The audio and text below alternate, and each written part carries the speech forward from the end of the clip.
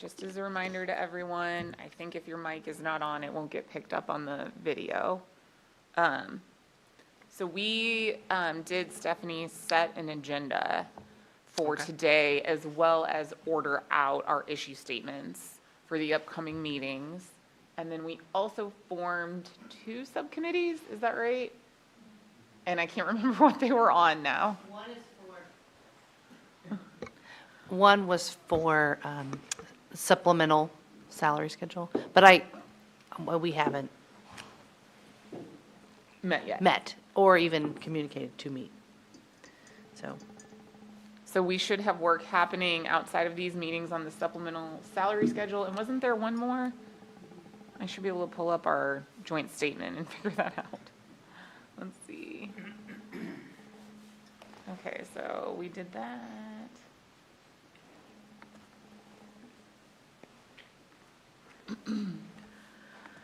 I can't remember what the other one was on. Oh, right, because that is like a big, huge, it was like we combined the calendar issues, the protected PLC time at elementary, the elementary contract day, so all of those issues, which some of them don't necessarily overlap, but it's kind of like if you pull a trigger here, then there's an impact here, and so we felt that we needed to combine all those. Who's serving on that elementary, or on the calendar/PLC subcommittee? Do we remember? I mean, I've worked on calendar before, so. Yeah, I think we just said question mark if we wanted to develop one. Okay, And then if you do, what charge would you be giving that committee? right. How far would you want them to go with work there? Or would you begin to frame and focus those issues, and then as you frame and focus, you'd have a visual of what that committee might do with them? I don't know. Oh, I think Amber's right. I think because we hadn't framed and focused those yet, we had all just sort of introduced and not flesh out interests, that once we get to that, it will make sense to have a membership on the subcommittee figured out. And did you go ahead and do an agenda today? You want to screen share, or is it a simple one you want to just say, Rachel?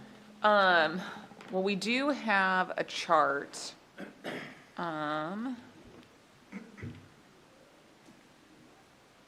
let me pull it up with all of the issues on there. Hang on, let me shut down my email here.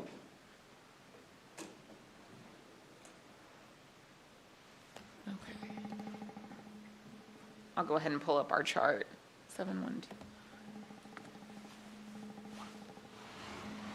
Okay.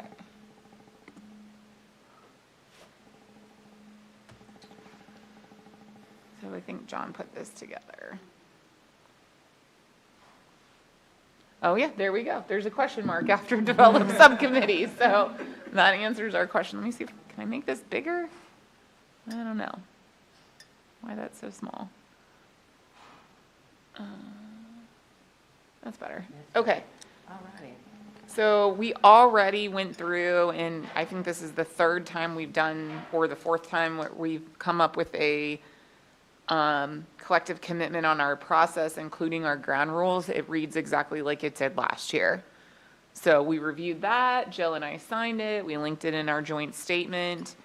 And I believe that I was thinking we were starting with the issue of new team member academy, but maybe we decided to frame and focus those issues first. Yeah, I thought we were going to do the ones that go together with like PLC, Okay, professional learning. so we're starting out with those issues that are listed first, which would make sense. I think so. Says at our next meeting, the team will frame and focus the following 5 related Okay. issues. Okay. So that must have been it. We decided we would talk through those issues and determine if a subcommittee is appropriate, and then if so, who should serve on it.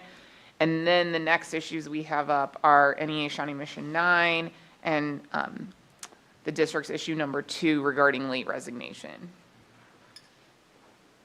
So really, we just have these 5 connected issues listed at the top that we need to frame and focus this morning. And then you'll have a sort of a vision of what a subcommittee might do or subcommittees might do. Right. Yeah. And then that'll give them time to start working those probably pretty comprehensive issues. Yes. Okay, so it's 3, let's see, are there, you've got them all listed, but I'm assuming 3 and 4 overlap directly, right? Shawnee Mission 3 is PLC plans, Shawnee Mission, Yes. or NEA is PLC. Yes. Okay. So I do you think there wanna- will be overlap between NEA issue 3 and district issue 4. So would either NEA want to go ahead and begin to share, frame, and focus issue 3, and then the district go ahead and jump in and add 2 based on their issue statement 4? Yeah. So talk about PLC first. Yep. Yes. Oops, sorry. I am going to, as you all talk, you all hadn't been to the point where you were doing your 5-step Word doc yourself, were you? It feels like Lindsay started to morph into being that person. So I'm going to go ahead and just open a document to start just bullet pointing what I hear as you frame and focus, just to capture the frame and focus. And then we'll have the information, and I'll kind of maybe cut and copy it onto 5 steps when the subcommittee comes back. But, so anyway, don't let me distract you with my notes, and I'll be listening. Rachel, does someone from the association want to begin to frame and focus you all? Yes, I do. I looked at you and said, Rachel, okay. as I was looking at Jill. Nice. Okay, so the statement says, how do we provide equitable time to PLC during the contract day across all levels? Currently, the middle school and high school have a late start on Thursdays, and that provides them time to have PLCs. Middle school does have a rotation going where maybe every 5 or 6 weeks, a group of teachers will supervise the students and not PLC. But it's, in my opinion, it's working really well. We would like to work on something similar for elementary. I guess that's maybe giving a solution. No solutions. We would like to be able to provide a similar amount of time during the contract day for elementary teachers to have PLCs. Yeah. They do, it's just different and doesn't feel like it's as equitable or as adequate amount of time. And Jill, can you say how that works? Yeah.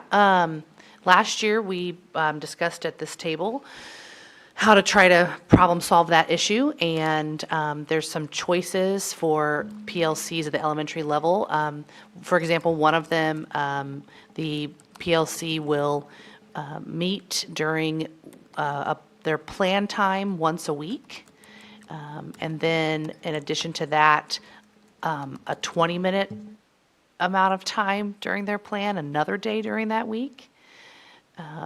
Or they might, instead of doing it during their full plan time, one day a week, they can meet after school on a Tuesday in place of a staff meeting. So there's kind of options there, and still have the little 20-minute time one day a week as well. The 20-minute time one day a week, though, is during one of their, during their 50-minute plan time that day. It takes up 20 minutes of that.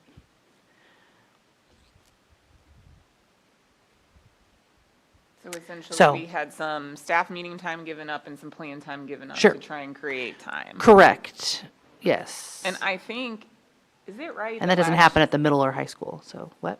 Is it right that last year we could not get over the supervision issue for elementary, and that's how we landed with where We we wanted did? to honor the committee work, but yeah, I'll let him. Got it. Yeah, excuse me, the committee had a lot of reservations about, coverage of students, and then putting a burden on parents as far as running buses later or them having to find alternate transportation or different times for transporting their kids. Got it. Yep. Okay. That was when you all, I think, wall charted over that direction, the Yeah. different. We committee- discussed, what it would look like if the students did not come at the normal time, and that would, like Michael was saying, put a burden on parents for getting the kids to school at the later time. And then we discussed just having the buses run at the normal time and allowing them, the students, to come when they normally would, and then what would that look like with staff supervising them, and where would they supervise them, and things like that, so. Okay.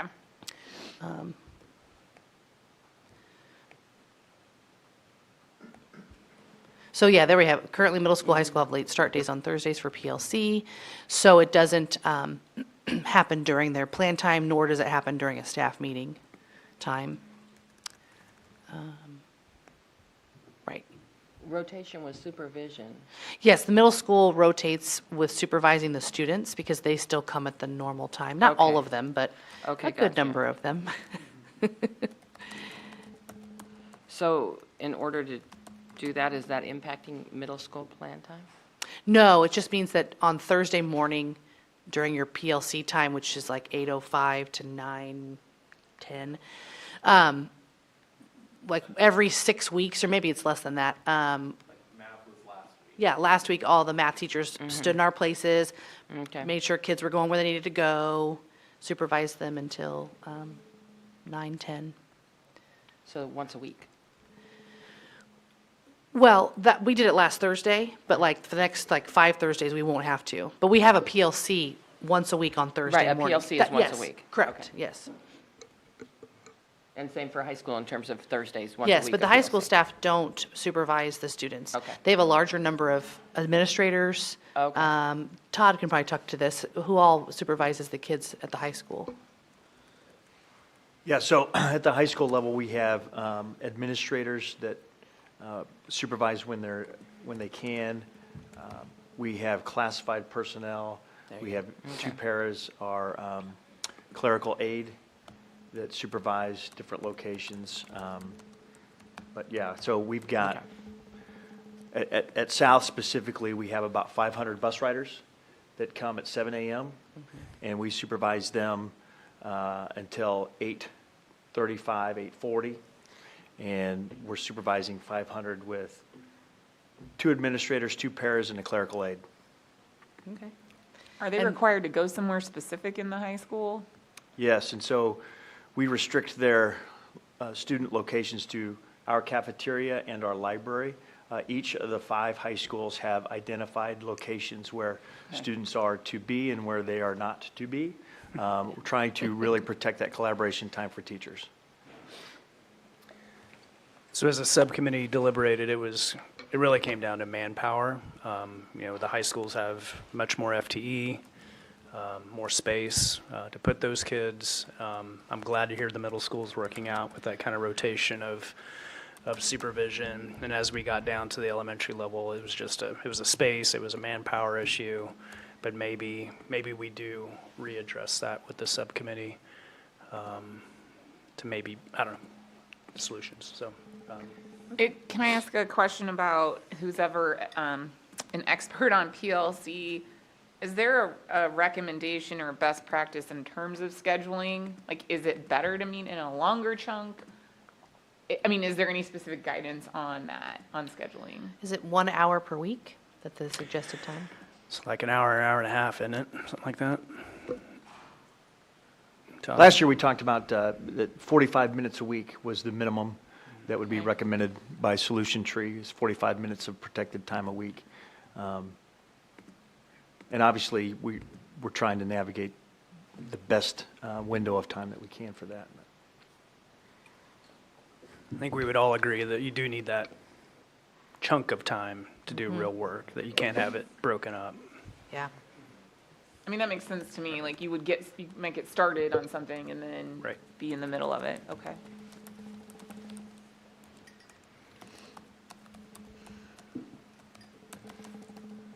So too short of a PLC is just problematic, not effective.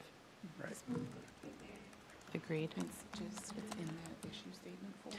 Are we doing us to work on interests now? I don't know, I think there's more framing and More focusing. framing and focus, okay. What's the impact of this? What's the That may- feedback That may they've be gotten? interest, but what I want, yeah, what's the feedback you've gotten, because they're having to take it from their plan time? Is the concept that's problematic? Is it creating other issues? I think there's more framing and focus. Sure. I think that in the past, some PLC groups were already meeting. I know they were already meeting during their plan, once a week or however, whenever they wanted to. And I'm sure the elementary staff can talk about that. Yeah, so again, I'm thinking clearly for my building and even my team a little bit, but just some kind of feedback on that. We are already meeting is a big portion of it, that we're already having those PLC conversations. Yes, we need that protected time, but at the same time, PLC isn't just a meeting.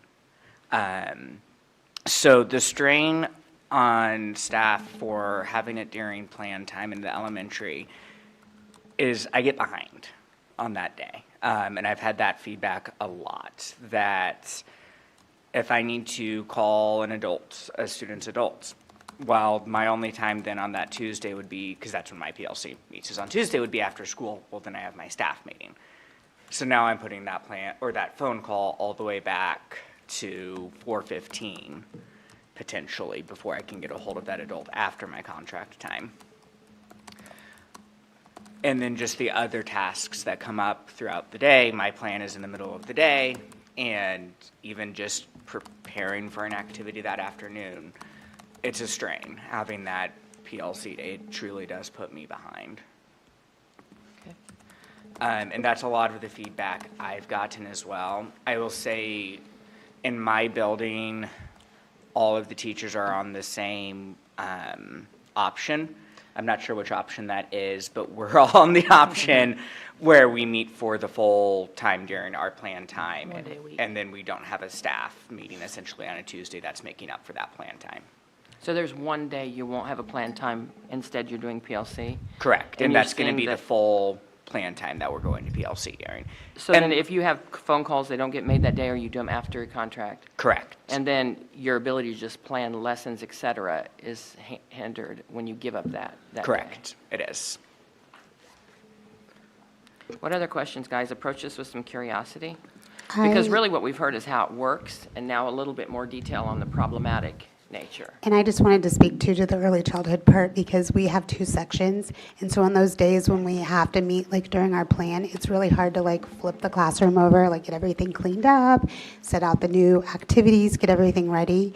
Also, I would recommend that we do meet in that big chunk, because we're meeting via WebEx. So if we had to break it up between days, it'd be difficult, because we do have to meet via WebEx. For pre-K? Yes, pre-K, all the early childhood programs. Right. Because you're spread out around the Right. district, okay. Yes. And I Some think- of the- yeah. Just to kind of, that's another problem that I hear a lot from staff. Solution Tree will call them singletons, those who don't have another staff member in their building that is that same subject matter, or social worker, or instructional coach, staff members like that.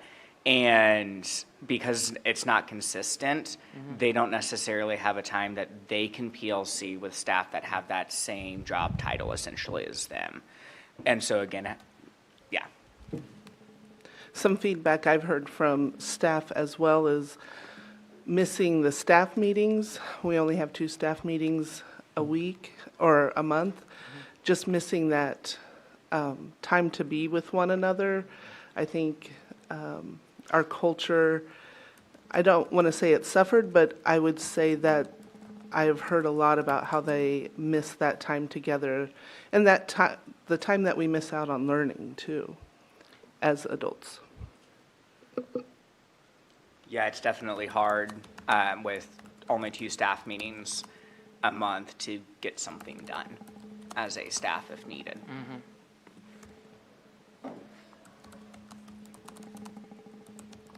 So you're saying giving up that staff meeting takes away from staff time together that is important, and then adult learning?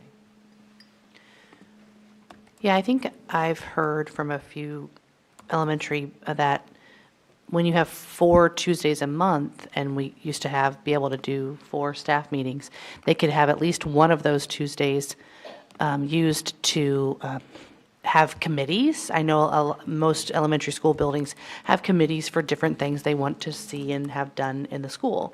And so that was a good time to be able to meet with your committee.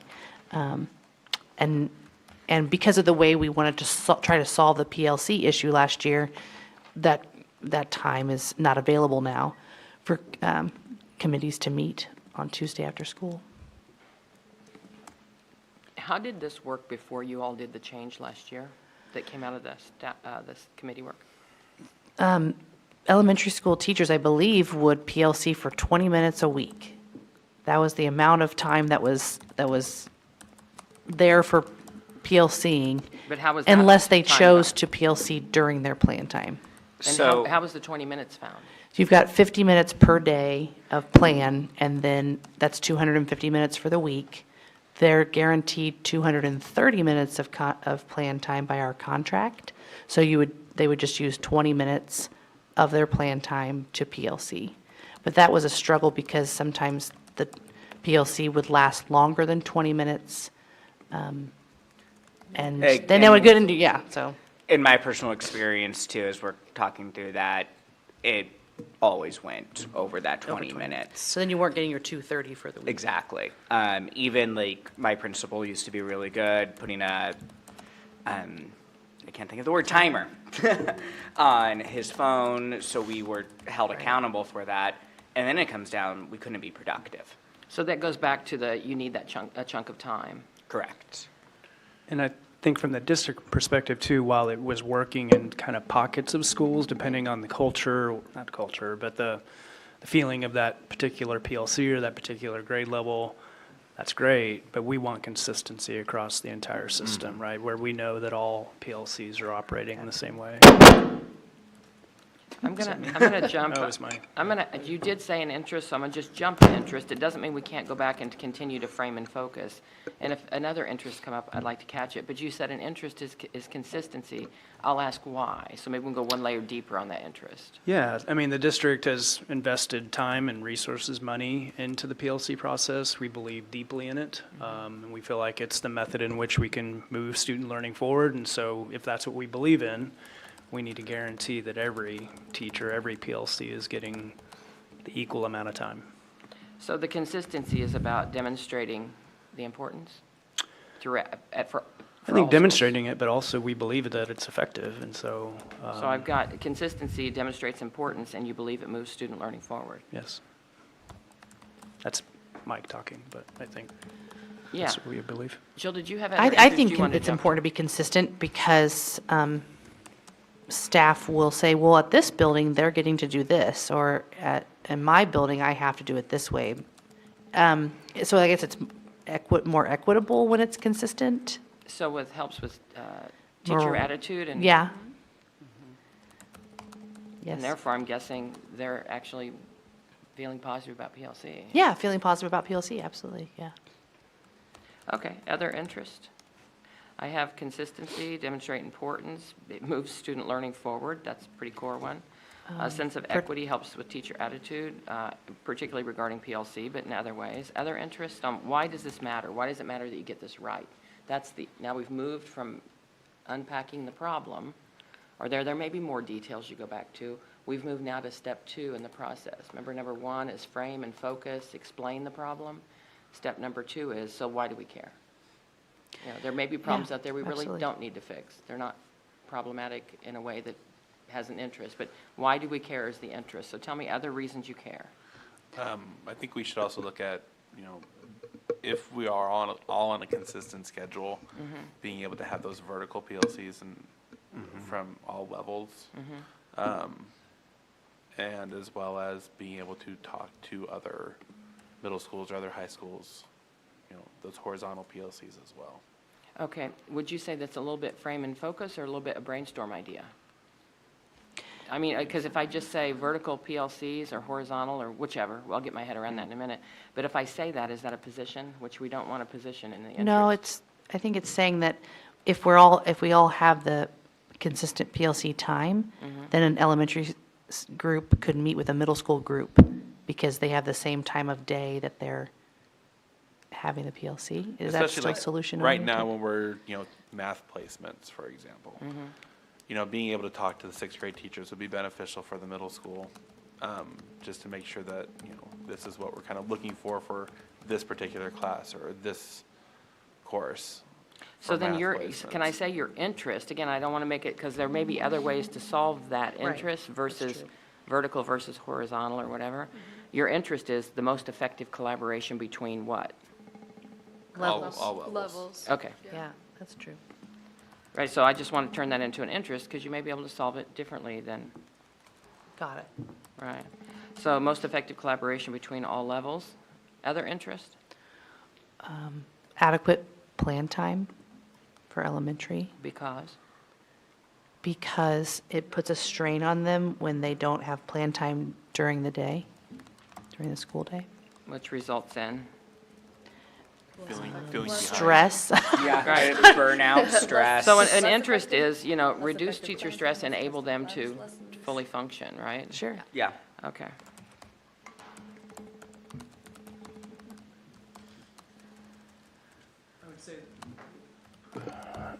Other district interests as well take place in PLCs, so it's not just assessments, it's SEL, it's our DEIB work, it's the interventions that we put in place through RTI. So So almost other- everything takes place in PLCs. So many other, it's not programs, it's not goals, what would you call those, are rooted in PLC? Initiatives, Okay, so- beliefs, So your interest is the success of other initiatives that Yeah. happen in PLC, okay. Todd? From a system standpoint, we have a myriad of different teams, and this is still collaboration time. So it may be collaboration time when your DEIB team meets to collaborate and brainstorm and look at data. It may be a time for our intervention team to meet and collaborate to troubleshoot. So it's really just a kaleidoscope of those teams that have that consistent time available to navigate all the systems that we're trying to employ in the district. Is that part of initiatives, or is that kind of something different I'm hearing? I think it's part of initiatives. But you're also, are you emphasizing something there on the sort of time, as in pulling back from the work that just sort of can tend to be autopilot every day? Is it about making sure that folks have time on the balcony versus being on the dance floor all the time? It sounds like when you're talking about data and collaboration, it sounds like just the time to really do the Like research? work that moves you forward, or just the work that you don't always do when you're just sort of on the hamster wheel. Correct, and I would say that I really would shy away from calling it a district initiative or part of the strategic plan, because that time is for those teams to collaborate, and we want our teachers to have the autonomy to drive those conversations. And so our teacher teams are comprised of different groups, different opportunities for them to collaborate, and that includes teams around our strategic plan. But those teams have really drive that collaboration, and that collaboration time is what we want to maintain as sacred. So I'm going to say you have an interest in teacher autonomy, team collaboration, and it's just the value of stepping back, I think, perhaps. Yeah, I just don't want it to sound like this is a district initiative that the district has to employ Oh, I these see what you're saying. strategies during this time. Okay, so, The teachers need to own this time. I see, and- I and see. this is a collaboration time that is teacher-driven. So it's the success of other initiatives through teacher autonomy and collaboration, through teacher input, right? Success of, I don't want to say teacher-based initiatives, but initiatives are only going to be successful with teacher input. Okay, I don't know that I have the words right now, but I think we hear what you're saying, and I'm going to word something so we don't lose that. I'm going to screen share so you can see the interest. It feels as though we said this needs to be sort of tied with certainly the district's issue statement on PLC and plan time. Is the district's issue statement pretty much identical? Would you guys have unpacked the problem the same way? Very similarly, I think just looking at our current P&A language that we have right now, we're in a pilot program that expires at the end of this year. And so when we wrote ours, it was geared toward, we need to figure out what we're doing next year. We need to look at what we did this year and what the feedback was, which we've fleshed out a little bit here. I know as I go visit schools and talk to elementary teachers and elementary leaders, I think they would say it's better because we have more PLC time, but then we're also hearing that our solution created some additional problems because we borrowed from plan time, we borrowed from staff meeting time. And those are both valuable times that were sacrificed to get more PLC time. So our issue statement was really about reviewing the pilot program and figuring out what we're doing next year. So does it make sense to talk about that as we're framing focusing this issue statement, or do you want me to kind of I kick it think to you? we've Shall we kind of include it? fleshed out, I mean, Nolan gave really good Okay. feedback, which is frankly feedback that I hadn't heard yet. I think probably our elementary teachers were so glad to finally get some more PLC time. You know, that they were, you know, grateful for that, but yet it does sound like it's not a perfect solution. That's what I would add too, from the district perspective. We knew that the 4 options were not a perfect I solution. kind of remember that. But I think it did what we hoped it would do in that it showed us that teachers wanted PLC time. And once they got it, even though it was giving up something, they're like, oh yeah, absolutely, we want this, we need this. And so in that sense, it did what it needed to do. But it also showed that we need to do something different as far as the structure, so. Yeah, I would agree with all that. I think there is definitely, from the teacher perspective, we understand the value of that time. We want that time to be able to collaborate, to really look at all students. It's just, again, that timing. Hey, I think that kind of loops back to what I think you were trying to say. Can we say the success of initiative relies on teacher autonomy and team collaboration in PLC? Those sort of tie together with, okay. Okay, so then I don't think we have to unpack the district's issue statement separately. This will be a joint issue statement, which is number 3 and 4. Is that what this was? So it was issue statement number 3 and 4. And then the process question I want to pause here on is, we said that we probably want a subcommittee to look at this, right? That's what I think the subcommittee last time came back with options. But prior to that, does this group want to do anything related to brainstorming, or do you just want the subcommittee to take this, the information, including your interest, do their work and come back with all options, no options from here? Your brainstorm idea is create a subcommittee, right? I guess Well, I think again, the issue, we probably need to start going through some of the other issue statements because we might develop a solution that then impacts Okay. some other issues that both sides okay. have raised. Okay, It's a so- puzzle. Sounds good. So I'm going to go ahead and close this document, probably then open your document, Rachel, but I just want to tell you the interest I identified doesn't mean we can't add to later. Consistency, demonstrate importance. This moves student learning forward. Sense of equity helps teachers with attitude and embracing PLC. It provides most effective collaboration between all levels, which is an interest of yours.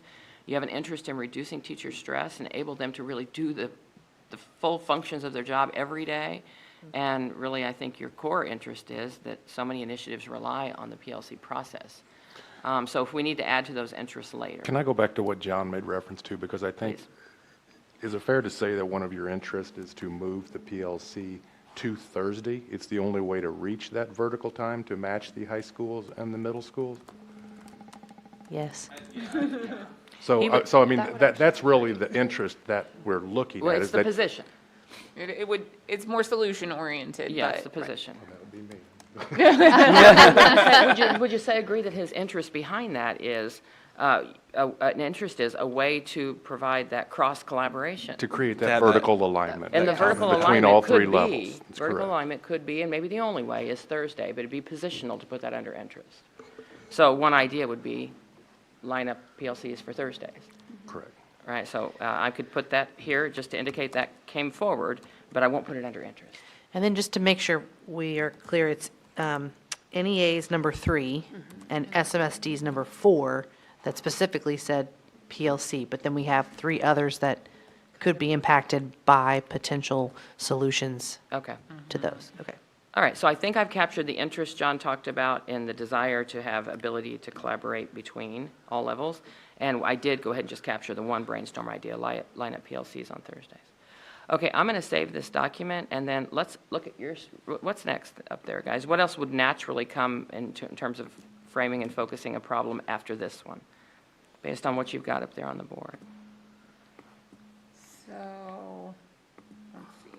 We've got 2 district issues and then 1 NEA issue regarding calendar. Which one's most I think- tightly linked to this, so we can kind of have a, Probably SMSD 3, Okay. but then NEA 4 is more linked to SMSD 3. I think, I don't know. Yeah. The numbers get, so what shall we pick up next? probably that Okay. one. So, SMSD 3. SMSD 3, our problem, if I'm like summarizing it, is basically we are tight on time at elementary. And I think that this problem has been highlighted a couple times through negotiations. One, when we were trying to find PLC time at the elementary. And 2, sometimes when we've talked about calendar, I repeat, and I'll be honest with you, I don't fully understand this, but Dr. Dennis, over and over again, elementary minutes, elementary minutes, elementary minutes. We can't do that because of elementary minutes, and it seems to constantly be a stop when we're trying to do things with the calendar. Student minutes, instructional minutes at the elementary level is the term that Dr. Dennis uses when he talks about it. To meet the state's requirements. To meet, yes, to meet minimum state requirements. And so, our issue statement is that our daily work schedule, and that means our contract schedule, so our start and stop time for elementary teachers, is not the same as for our middle school and high school teachers. And we think that that creates problems in terms of making sure we have sufficient instructional minutes at elementary, making sure we have PLC time like we've already talked about.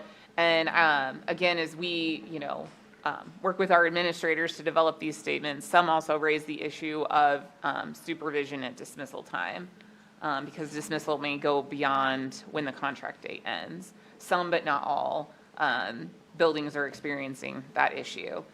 And so our issue statement is essentially that the daily work schedule for elementary teachers creates some problems that we need to solve. Again, we raise this primarily because we know that it's been an issue in finding PLC time, and we know that it's been an issue as we work through the calendar. And so we were purely raising it because we see it as connected to those issues and something that potentially needs to be addressed. So we wanted to make sure we had properly noticed it in case it's part of a solution as we work through these other interconnected things. And so again, and if we have a subcommittee, I think Dr. Dennis would need to serve on it because he would be able to better and fully explain why inflexibility at the elementary level causes problems in adjusting the calendar for things that we have mutual interest in doing. And then, of course, as we've already talked about it, there's not a ton of time or sufficient time for elementary PLCs to meet. And then we also did want to raise the issue of supervision at the end of the school day. I have just a few things I think would be good for us to get information on. The student contact time at the elementary level, so that with their, you count it from 8:10 to 3:10, and how much of those 7 hours do they get to count each day? Yeah. For student contact time? And then student contact time at the secondary level, same thing, like per high school, they're 7:40 to 2:40. How much of those 7 hours, because the kids go to school for 7 hours no matter what their level is, how much of those 7 hours is counted as time too?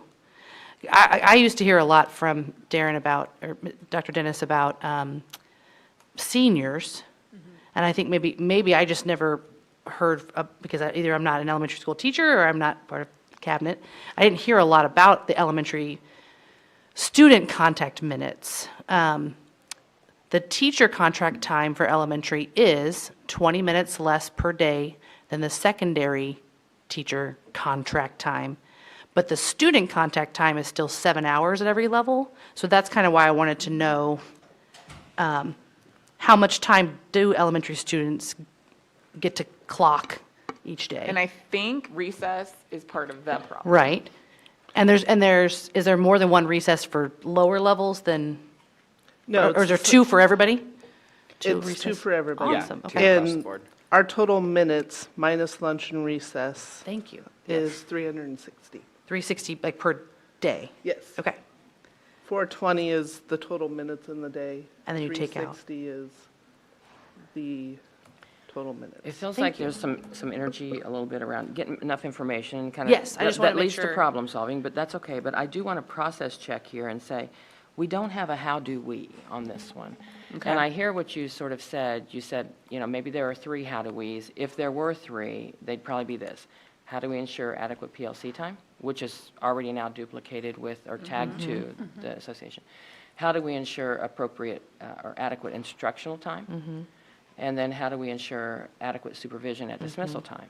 Right. I hear those 3 statements, but Rachel, I also heard you say, the inflexibility at the elementary level creates problems in adjusting the calendar. Okay.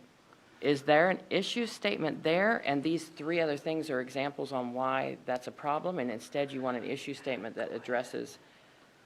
I think The- maybe my question is, how do we do all of those 3 things that you just mentioned without, now I forgot my thought process. No, How are do you you saying that do maybe the them inflexibility in the calendar? within you're How do fearful- we do that without Contract day? sacrificing anything else? I guess if Yeah. that makes sense, right? Like, how do we do, How do we fix it without taking anything away? right? Because we're Because not that's what doing we that. did with PLC time before, Right. right? So how do we make sure we have adequate PLC time? How do we ensure we have adequate instructional minutes at the elementary level? And how do we ensure we have adequate supervision at dismissal without harming an interest. harming any Yeah. interest? And the interests are probably similar to what you just now said Yeah. about, but there is no particular problem that you have in relation to how do we create more flexibility to blank with the calendar? Is there an issue statement there or no? Because I see you kind of said that, and I don't know where that ties in. So I guess for flexibility in the calendar, we need as much flexibility as we identify, right? So when we sit down with Dr. Dennis and we want to have, what are those days called at the end of each quarter? Teacher workday? We want to have teacher work days. We want to have sufficient times for professional learning. We want to, Parent-teacher conference. parent-teacher, right, Sure. all those things. So how do we, So is there, again, a perfect way to make the calendar inside our current elementary contract day? Maybe.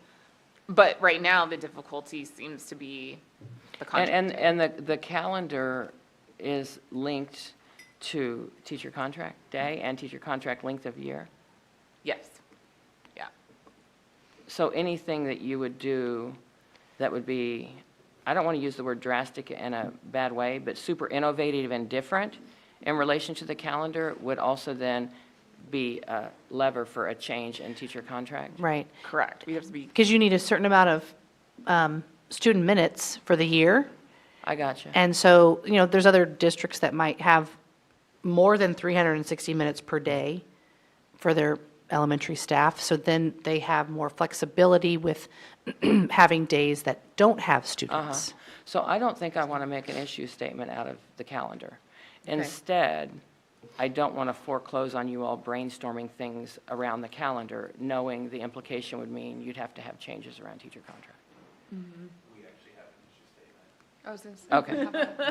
Yeah, Our NEA issue number 4 is about calendar for okay. for those additional days possibly. So on this one, do we want to we frame and focus, I feel like adequate PLC a lot in Yeah. the previous, but do you want to, Jill started kind of asking the questions to frame and focus instructional time, and then we could frame and focus supervision at dismissal, ask the questions to frame and focus, or shift here? I mean, I think it's, Rachel and your representatives would probably want to do the frame and focusing for those two. I mean, we would obviously chime in as well because we're Sure. one team, but since it was originally your, Yeah. Yeah, and I don't know, Because I'm thinking about opening a document that says, how do we provide Yeah. adequate instructional time? You so kinda just really, have I mean, to I do think that. the frame and focus, I like how Stephanie did it. Like, how do we ensure we have adequate PLC time? How do we ensure adequate supervision at dismissal? And how do we ensure adequate instructional minutes at elementary? I mean, to me, that's the primary focus. I mean, this is focused on the contract day, but really the focus is what Stephanie talked about, I think, is how do we make sure we have all of those things without harming any other interests or borrowing from things that we consider to be priorities in Shawnee Mission. And I don't want to beat a dead horse, but I don't want to take away from what Dr. Schumacher put in last year and the mega hours with your subcommittee, because you spent all last year and then some, or the last 2 years, looking at the current contract and trying to find a way to fit PLCs in.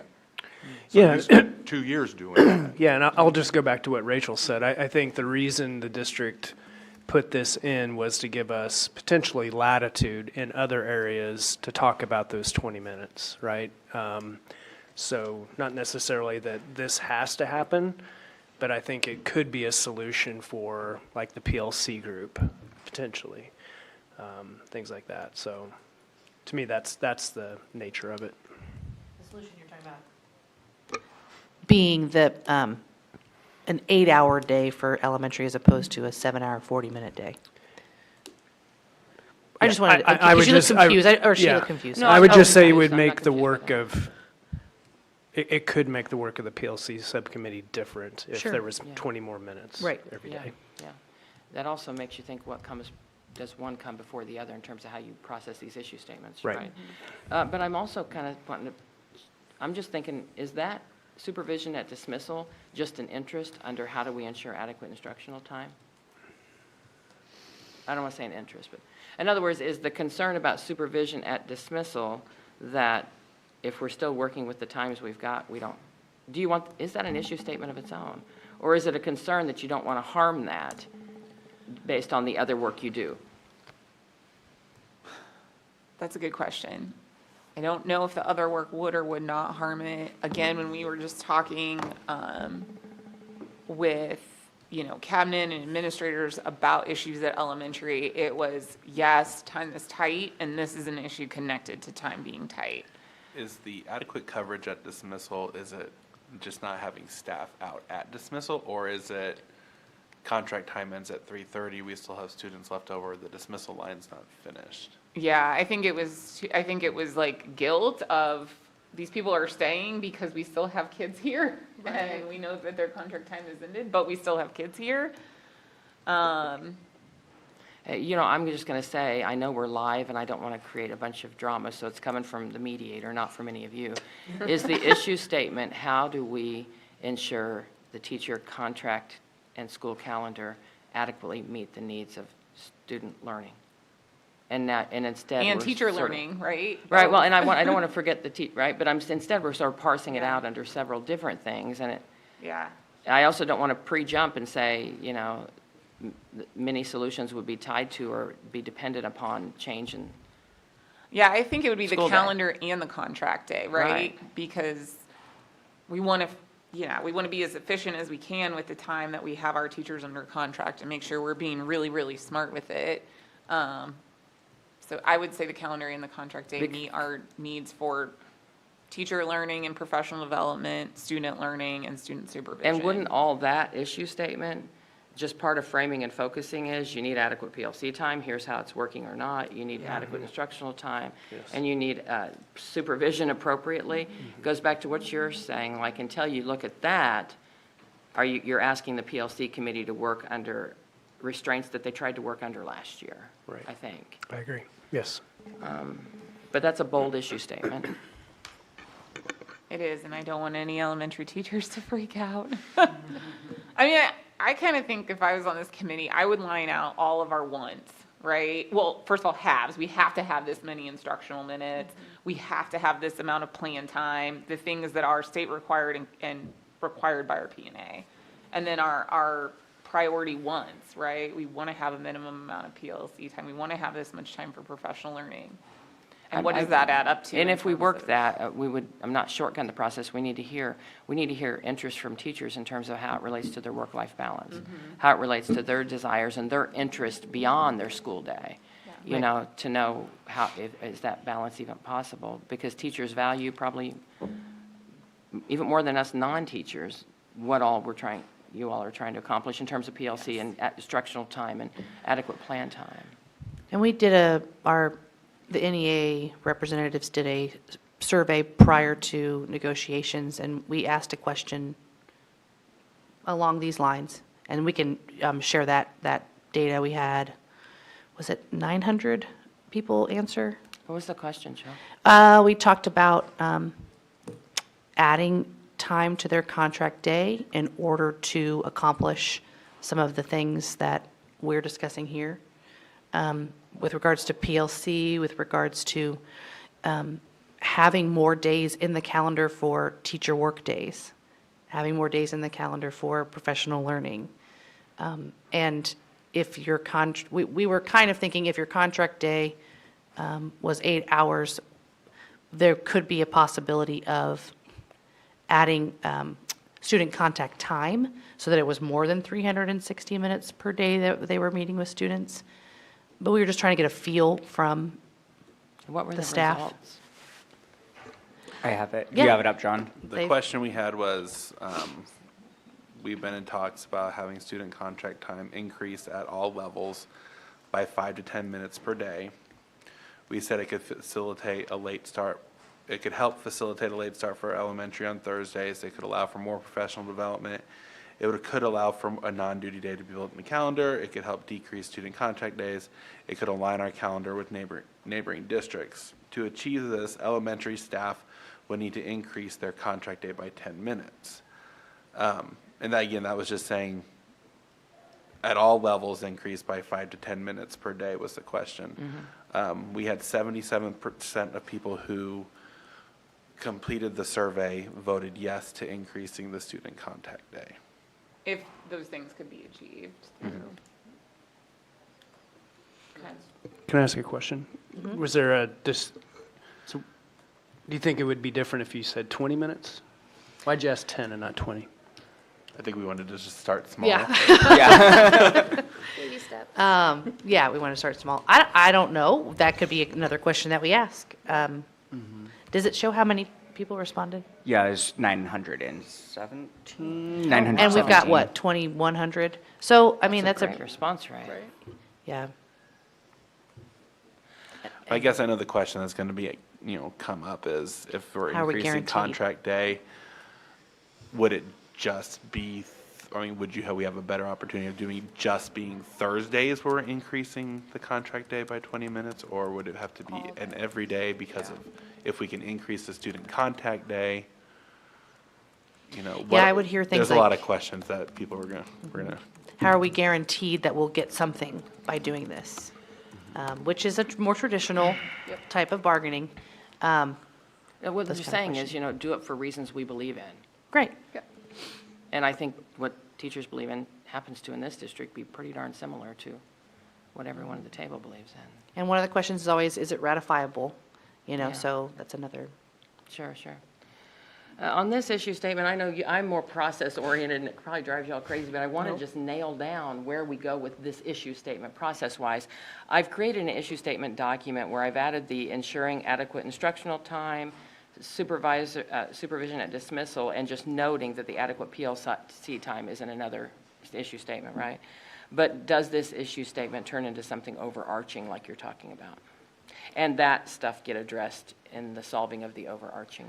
I think it might, and we fleshed this out because in the background, we have to comply with the Negotiations Act.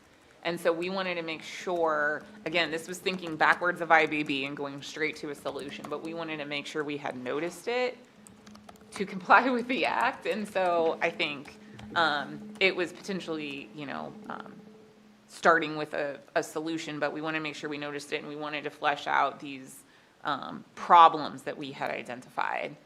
But if that overarching issue statement was something related to how do we ensure teacher contracts and school calendar support whatever, around student learning. I If think we, it- if we did that, then would that be a subcommittee that looks at that? And then the PLC work subcommittee, the PLC subcommittee goes to work based on what comes out of that?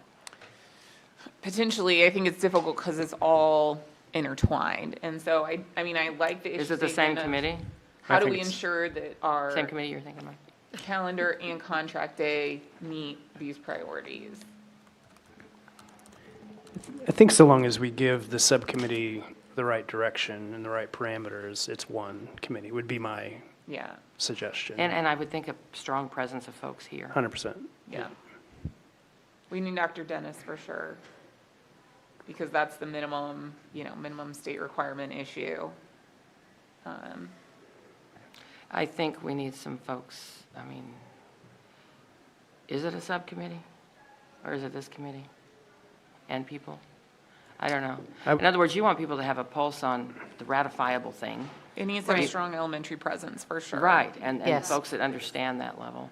So I don't know, you guys talk about it for a minute and tell me if you think you have consensus, whether the district is agreeable on changing their issue statement to that umbrella and how people would respond to that. And if that's the case, then let's go ahead and talk about composition of committee. But I want to first make sure there is an understanding if the district adjusted their issue statement, is that going to be something folks feel really comfortable going forward with in a committee setting, or just give some feedback on that before we just jump to that? I would say the priority is not, or the focus is not the length of the contract day, but rather fitting everything into our available time under our contract. Whatever that is, the number of contract days per year, the number of minutes, and again, if a subcommittee is able to come up with a way to fit everything in the time available, then it wouldn't necessitate extending the contract day. We've struggled with that in the past, and maybe there's an idea out there that we haven't landed on yet. So you but- want the subcommittee to actually address these things, but say, hey, don't foreclose on, which we wouldn't anyway. If you Yeah. brainstorm ideas, it's open to anything. Yeah. Don't foreclose on changes to the calendar or teacher contract. I'm just trying to think, is the focus actually doing that, or is the focus this and giving the green light that it's okay if you brainstorm in that direction? I think the latter. I think the latter. I think we've publicly shared what we hope to gain out of it, so Yeah. I wouldn't have any issues with changing that. I wouldn't either, and I think that makes a lot of sense. I think that's a better way to think about it, because that's really what we're looking at. It's not about making sure that people are at their place of work between next time and next time. It's about making sure we can fit all these things in.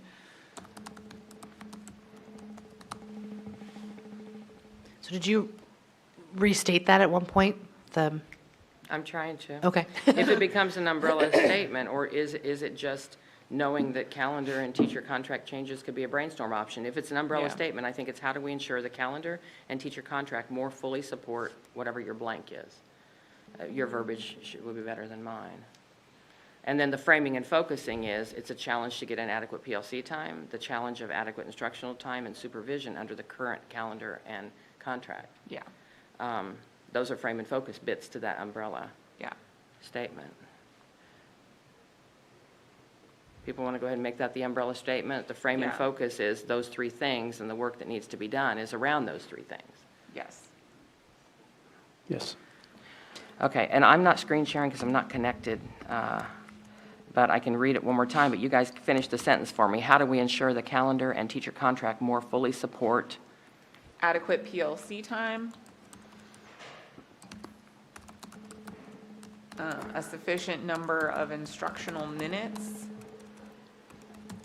And you guys are taking on the entire country's dilemma in public education, are you not?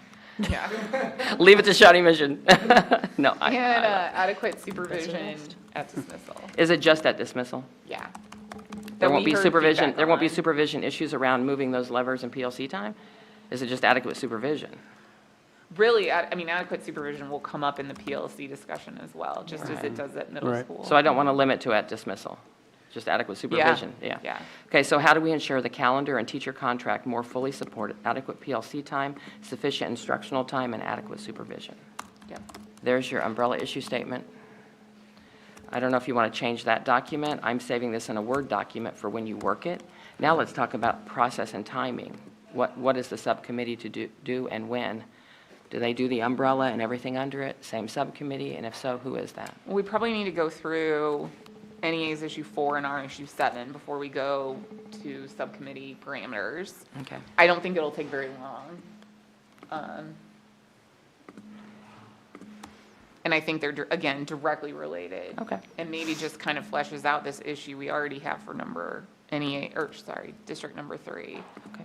I think we're all ears, Rachel.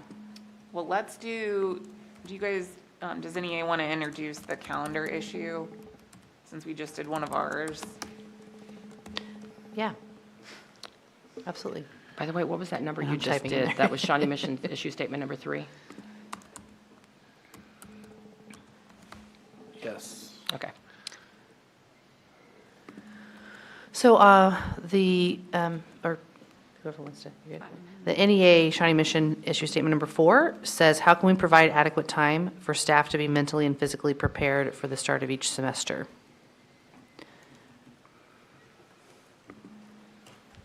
And the physical part is also because of, like, you have a classroom and you want to have all the physical materials and everything there ready as well.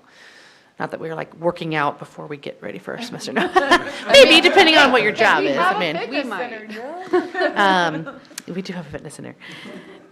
So, issue focus, prep time to begin each semester. So along with, we discussed a lot of, along with the PD that we do at the beginning of each semester, trying to get some additional days for people to set up their classrooms so that they're not having to do that outside of contract time. And even along with the PLC, PLC time at the beginning of the semester, a lot of times our late starts don't start until September for secondary. Wait, say that again? We don't do middle school late start until? Or high school. They usually don't start the first late start Thursday until September.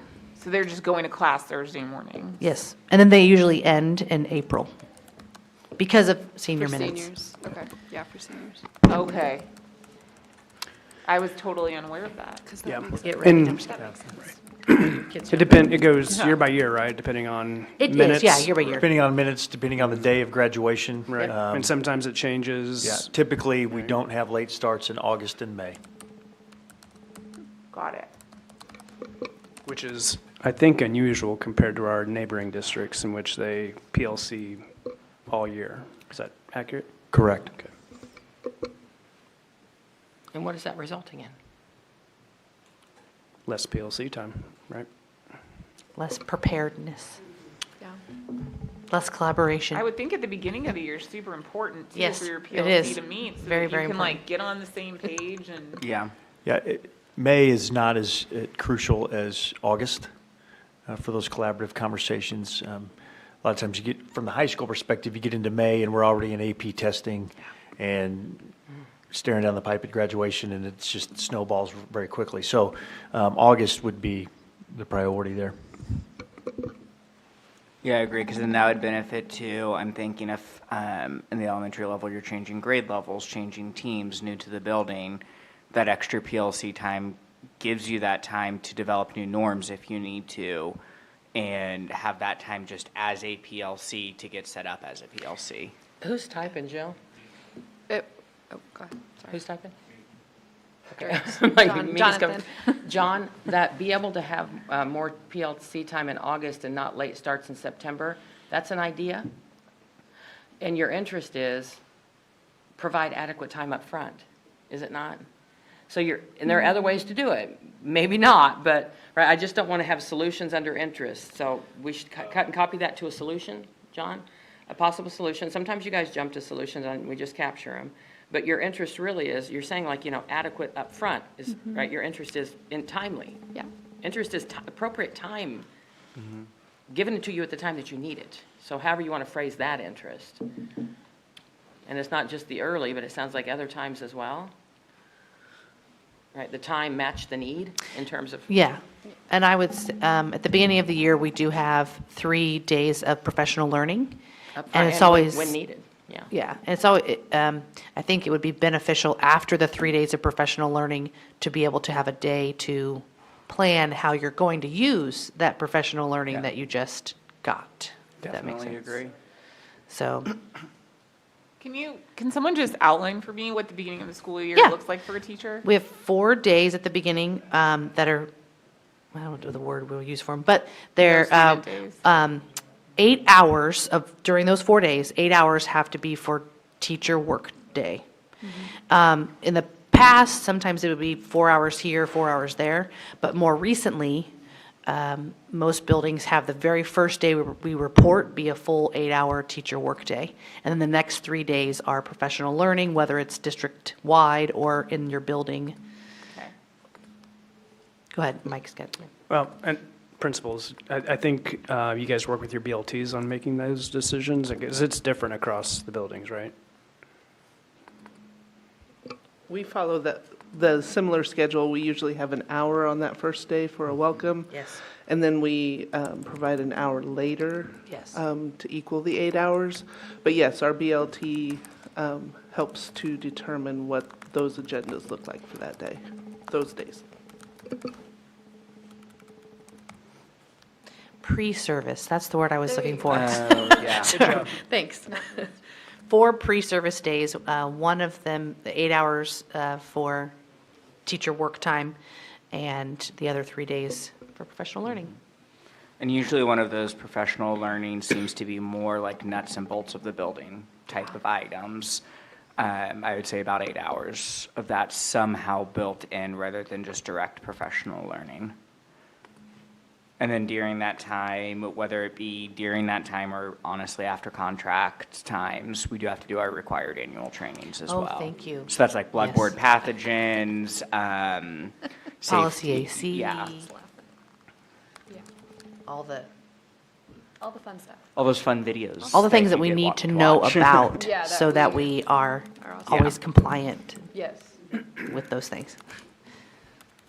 Yeah. We got to do them too. No, I know. Yeah, No, no, no, no, I know. I think it's very important that absolutely they're done.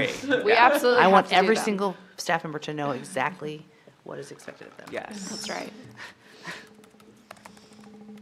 List is getting longer, though. It is. No. Yeah. It's the lawyer's fault. Yep. Not mine Thanks, Rachel. I wasn't going to personally, say that, but others. since you did.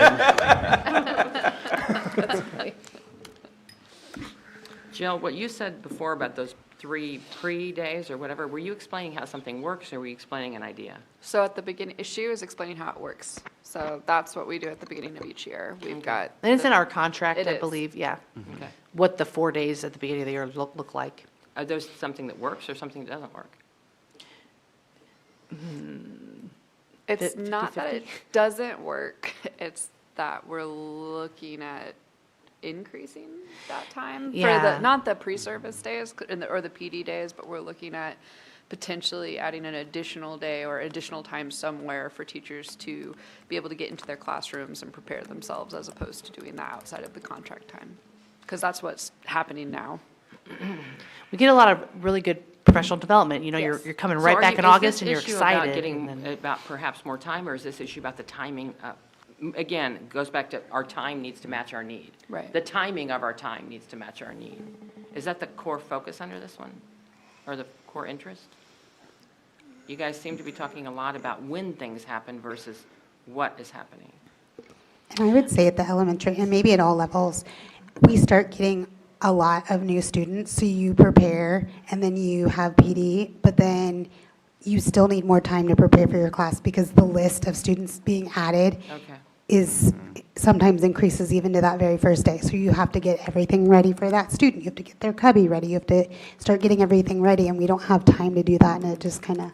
Well, in special education, especially, we're looking over our caseload lists, and we're going through their IEPs, and we're trying to pull up snapshots for all the teachers to make sure everyone's as well informed as possible of students' needs and exceptionalities.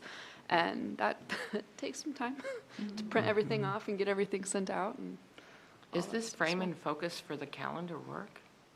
that we just did under an umbrella? Yeah, I would almost add that to the list, Yeah. right? Like, 'Cause how I'm do we s- also ensure teachers have Yes. adequate time to be Yes. prepared And that for the is first why day of we kind of school? grouped the Yeah. 5 together, because I think Right. we saw Because when I'm coming connections. up with, all I can really keep typing is, more prep time at the beginning of the semester, timing of the time that you get to prep needs to match the needs, and the brainstorming more up front in August. I mean, this is just kind of this, We need time.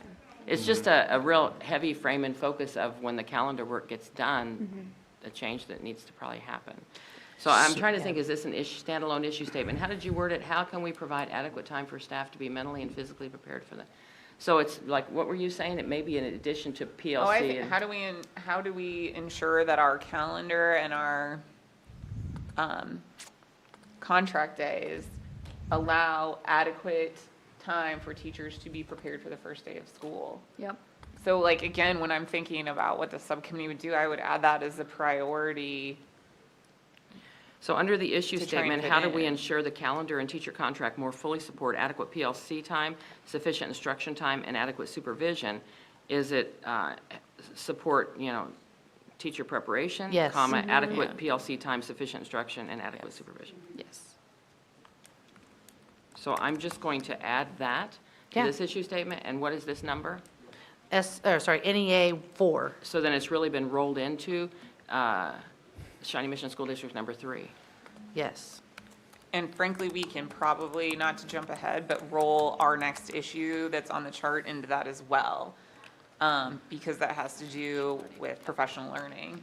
So, I mean, I Yep, think it that's- all, Yeah. I think it all I just gotcha. fits in there. It's not. And we're going to probably end up adding professional learning in that Yeah. umbrella statement. Because it's not a complicated issue statement. It's literally just Yeah. making That's sure. exactly what we've been talking about. And just our NEA number 4 did say the start of each semester. Oh, each semester, Um, okay. Yes, so for second semester. What does for- second semester look like? Especially at secondary, when you're potentially getting a whole new class of students. So just because their schedules change so drastically with electives or just graduation requirements, some teachers are having to totally refresh everything. Currently, the start of second semester, the first day is contractually a teacher work day. And then typically we have, not always, but sometimes a professional development, professional learning day after that. The instructional fair. Yeah. Oh, yeah. What It's was this instructional year was fair. the instructional And fair? Rachel, when you were saying we're going to get into professional learning as well, well, so then this, we seem to be making like very detailed lists to go under this umbrella statement, like teachers' ability to prepare, and then to also have professional learning and to also have adequate plan time. Isn't that all something we can say about teacher? Like, put it into one set of words instead of saying PLCs, professional learning, and preparedness. Yeah. Well, or we can, just to make sure, I guess, maybe sure that that committee has really actually got some specifics. some Let's- focus, Let's yeah. leave it specific. So teachers' ability to prepare, and then what did you say after that, which is going to be issue statement, which was issue statement what? And time to engage in professional learning activities. And really, the frame and focus of this is this group has done a lot of work to improve professional learning in our school district, and I think is making headway there. We have the new director of professional learning. We're trying to make sure that we have catered professional learning opportunities for all of our variety of different professional employees, making it more effective, making it something that they want to engage in more. And I think there's a concern that we're too tight on time for professional learning, that we're putting a lot of work and resources into it and maybe not having sufficient time to benefit.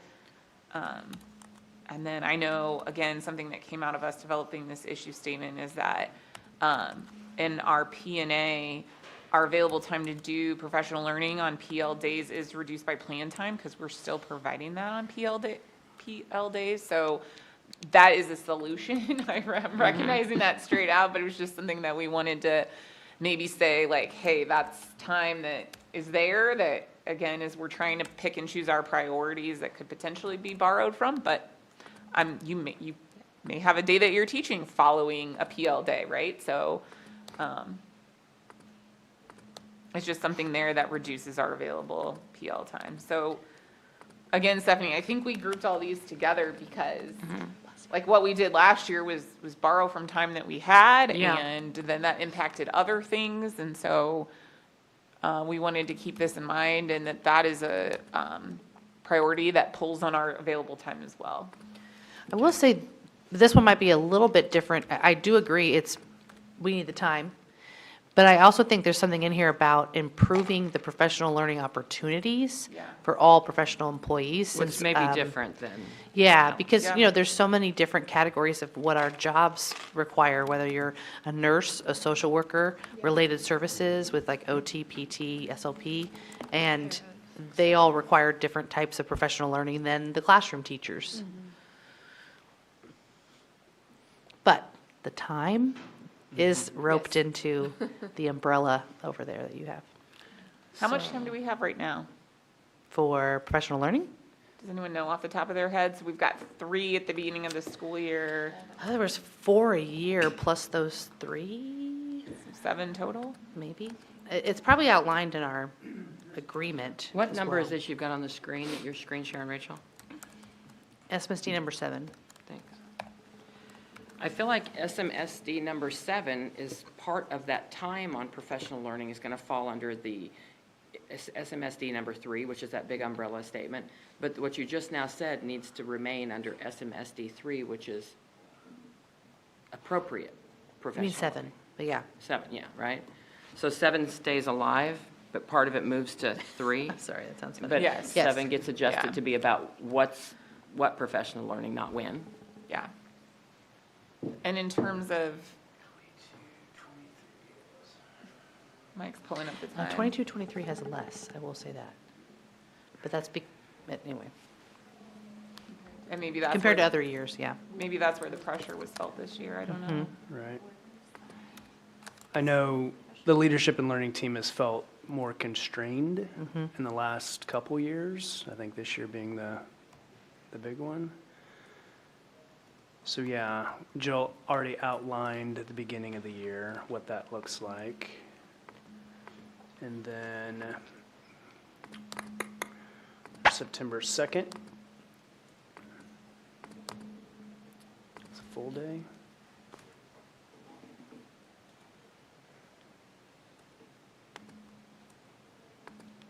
How do I am reading this? Principals, you can probably do this quicker than I can. There's 6 days. Thank you. Including the 3 at the beginning of the year, and then we have a September, a January, and an April. Yeah. And I think okay. next year there will be 4 with the 3 days at the beginning, so 7. Yep, January 4th. Yeah, you got it. Sorry. And those are essentially 6 full days? Okay. On all of these, I do think it'll be important to look at what other districts do. But for some of these, it may just be what Shawnee Mission thinks is the right amount of time. Yeah. Which again, this indicates to me that we probably need someone from our leadership and learning team on this committee as well. We definitely need Dr. Gonzer, who's in charge of it. Yep. Well, so would you go back to the chart? You've got your spreadsheet with the Yes. different issues. I just want to make sure as we pick this up for future meetings, each one of these, I want to just be sure that the documents that I've saved kind of have the same organization you've got. Because I have that issue statement, Shawnee Mission issue statement number 3 is now really the calendar and teacher contract issue statement. And under that, the things will be looked at are NEA issue statement 3 and 4, which was PLC time and adequate prep time. And then part of Shawnee Mission number 7, which is professional learning time, not the what, but the when. Is there anything else we've talked about so far that is now going to be under that umbrella statement? And what else needs to be talked about under those ones we said we wanted to do today? And by the way, number 7 still remains under the PLC what, not when, right? Yeah. But so we've covered, because I have now 3, I have NEA 3 and 4 we've talked about. I have Shawnee Mission 3 and 7 we've talked about. There was something else up there that was related to this we haven't talked about, wasn't there? I'm not thinking of anything. Well, do you all want to go ahead and talk about then the structure of this committee and get into details about that? The when and the who, and, Yeah. I mean, I think after we've talked about this, I think even more we need, we need to have a committee, because anything you do is gonna impact something else. Yeah. and if you all did this, I guess, as your whole team, it's going to take probably, it's just going to eat up all your time away from everything else you've got to work on. So who is the committee? Who wants to start a Word doc on that? Jonathan, will you start a, sort of Well, a can- Word doc on who's the committee, timeline, and what their charge is? Yes? I guess I would suggest, I mean, we had a committee who did a lot of work over the last couple of years. My thinking is they should at least be represented. Yes. And maybe that's the beginning framework of it, Who was just to on that? honor their work. Yeah, who was on that? There was a lot in and out. Let me find out. Or would that, the committee that we're John, talking about creating, would was they you need subcommittees? I had somebody. Okay. Lindsay was. Yeah. Yeah, you were, right? Okay. So we said, Although you're not elementary anymore. so you're saying a representative from that committee, or at least, I guess my thinking is I would offer whomever's the chair would offer them to come back on and be a part of our group. The Okay. chair? And I would say adding nurse, a social worker to that, probably somebody from pre-K or early childhood, because that's going to, the schedule is going to really affect their schedule. Yeah, so we brought on Dr. Neal, we brought on Dr. Ziegler because of busing. So people So like John, that you want to too. start the list and say who from here is on that? And then let's talk about timeline and what's their specific charge, when do you check in, et cetera, et cetera. Do you want me to get off the screen? No, you're fine. I just needed to start. Oh, perfect. Oh, yeah. Actually, I think Oh, doing yeah, it on that'll there work works there. great, Okay, yeah. good. Whoever wants to note take it, I just want to make sure you guys capture I would what's the like- committee, when do they meet, and what do they do? Jill would like to be on the committee. Didn't mean to talk in third person. I was saying that so you could add the name. Jill's getting angry. I got my banana. I think we need an elementary principal. Elementary staff. Got one. Oh, you mean from this group? Yeah, yeah.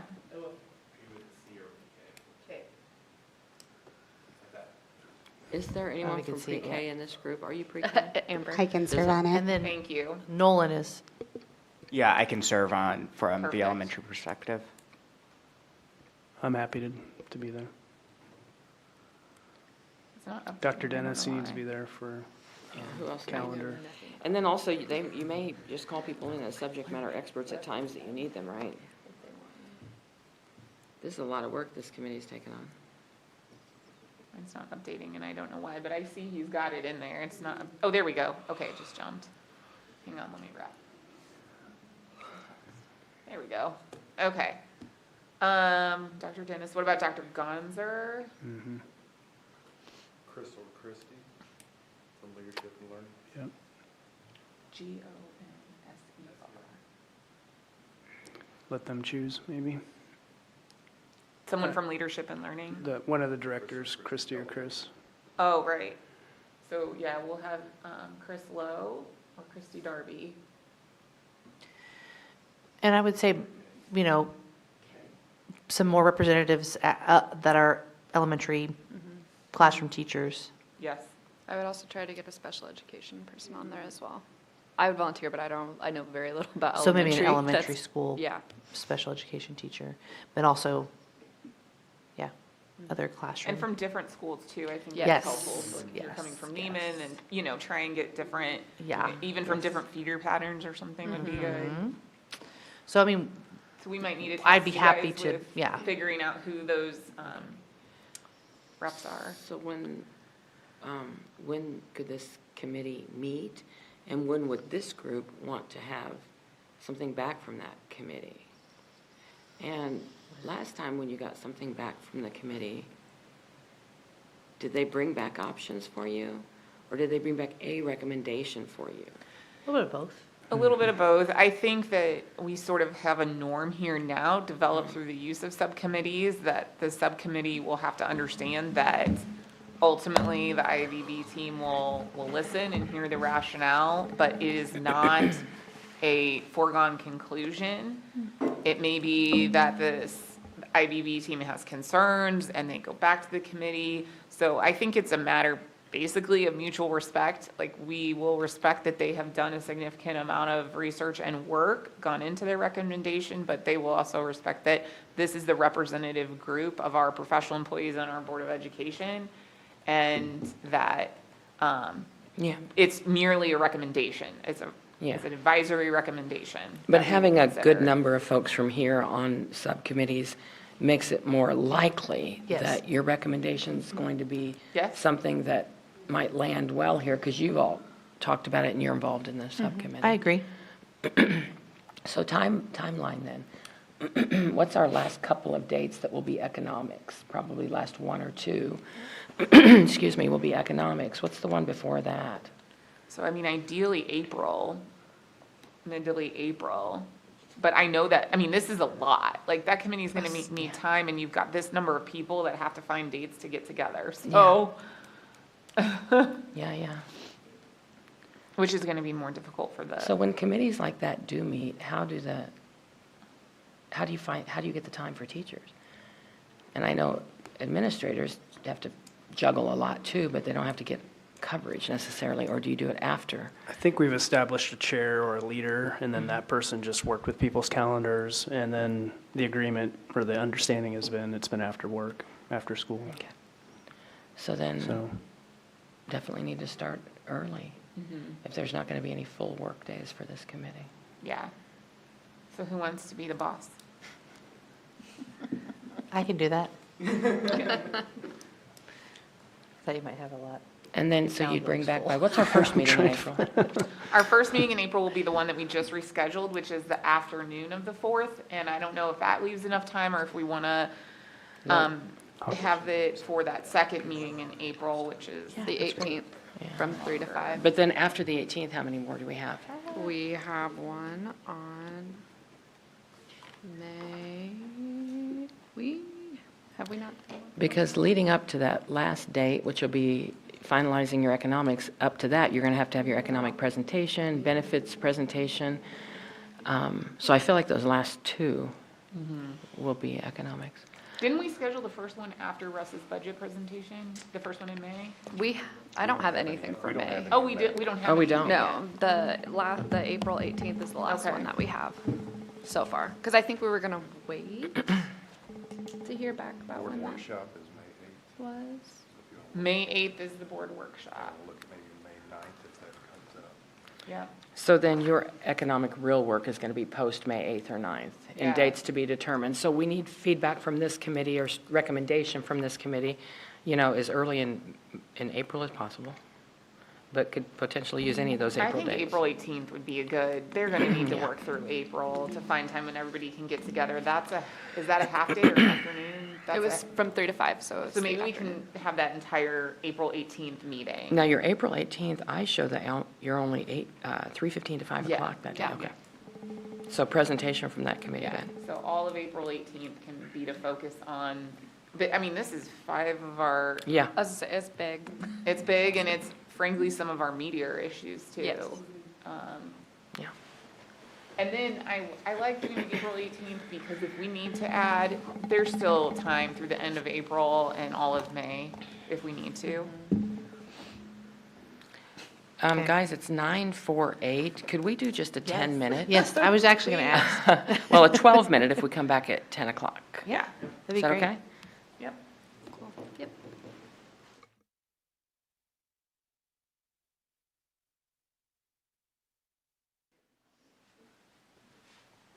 Right.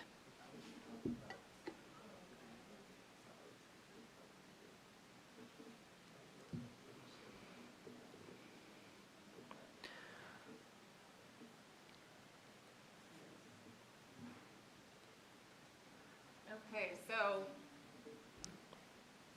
Are those linked to the? Oh my That's God. John. You know how much I love Excel sheets. I actually really like the way that John has been doing it, which is to update the notes in our issue statements as opposed to, I don't know how much we went back, all the time that Lindsay spent. I know we did sometimes, but I kind of liked the way that Take John the did notes it, so it's in our on the issue issue statements, statement. yeah. Let me zoom this in. I am. Yes. I'm 40 now, so I need it way bigger. Just happened to me last week. Okay. Boo-hoo, no. So John kindly linked the issue statements and listed out our subcommittee members. And again, these are all grouped together because if you make a decision on one that solves it, it could impact another. John and I sort of talked offline that obviously an underlying interest is work-life balance for our professional employees. We could obviously, by just adding days, adding contract time, meet every single priority that we have as a school district, but I think the committee is going to have to prioritize and say, okay, here's our required things that we have to hit for our minutes, for what we're required to do for plan time under the contract, and then start prioritizing those other things. And the goal will be for that committee to report back on April 18th and to devote our April 18th afternoon session to listening to that recommendation and talking through it. Again, understanding that it's an advisory recommendation, but this subcommittee does consist of a lot of people on this team. So I think that'll be helpful to this group being receptive to that recommendation. And the boss of that committee will be Jill Johnson, and she's going to figure out how to coordinate to get enough afternoons together from now through April 18th. I'm a planner. Yeah. I like to plan things. We'll be good. And I certainly think if we need to do any organizing, like if that committee has questions and we need to talk about it at, upcoming meetings and give feedback to the committee, we can do that too, because this is a lot. John also, when we were offline, mentioned that we had decided that we should form a subcommittee to go through our supplemental salary schedule, because again, that's a lot of nitty-gritty work that's not necessarily conducive to a setting like this. So I didn't know if we wanted to try and put that together so that the boss of that committee can start getting meetings on people's calendars. Yes, and we kind of talked about who was going to be on that a little bit last time. Todd Dane and Kent Glazer. Nolan, you said as an elementary teacher, it'd be good to have elementary on there because sometimes there's less opportunity in the supplementary salary schedule for elementary. But anyway, we want elementary voice. I said I would as well. So that's 4 of us. You can add me for high school instead. For supplemental?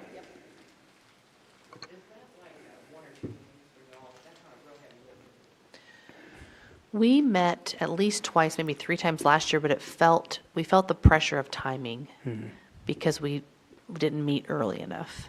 And if there's some significant changes or things that we think we need to really research and dive into with regards to supplemental salary schedule, we probably want to have more time. I would volunteer from HR to be there. This almost sounds like it's just all of us here.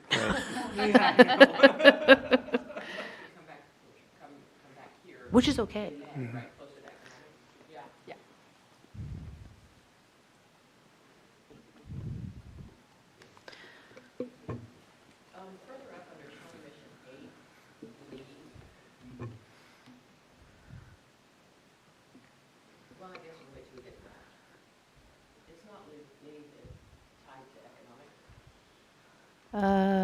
It could be.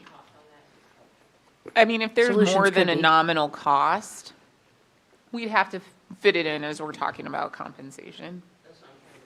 I think you can, I think it would be. yes, I think that you can have solutions to the issues and interests related in NEA number 8 that would relate to compensation. But I do think it would be good to frame and focus it, Okay, sure. We had on today I think you had the academy. NEA SM9, yeah. Yeah.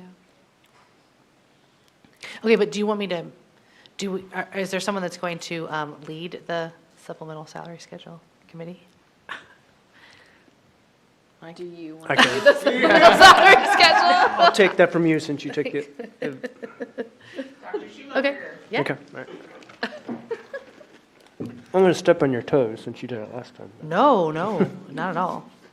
So new team member academy was an NEA-Shawnee mission, issue statement number 9. Shall we go ahead and begin to IBB or 5-step that? Yes. And we've got until noon today, is that right? I think a little bit less 11. because Oh, we ended at 11. they have to get back to their 11:15. half-day We've got about 50 minutes teaching. then. Let's see how far we can get on that. Okay. I'll open it. Do you want John to open it? Yeah, that'd be great. I'm volunteering you, John, because you're typing. Jump off.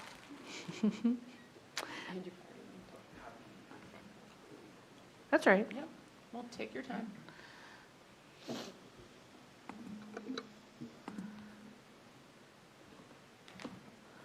It's making our documents look awesome. Yes, number 9.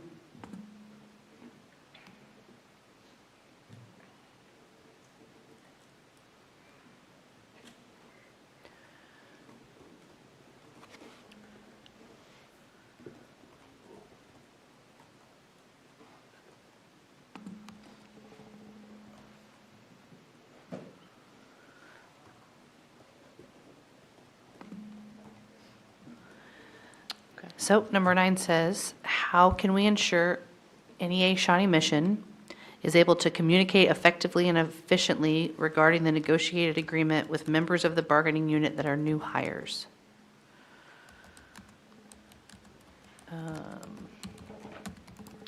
I'm going to challenge a little bit like I would have Please done do. if I was in your first meeting.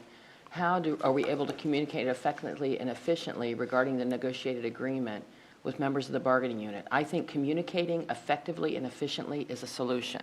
Okay. And that's okay, but I'd like to get down to the root. What are you trying to solve?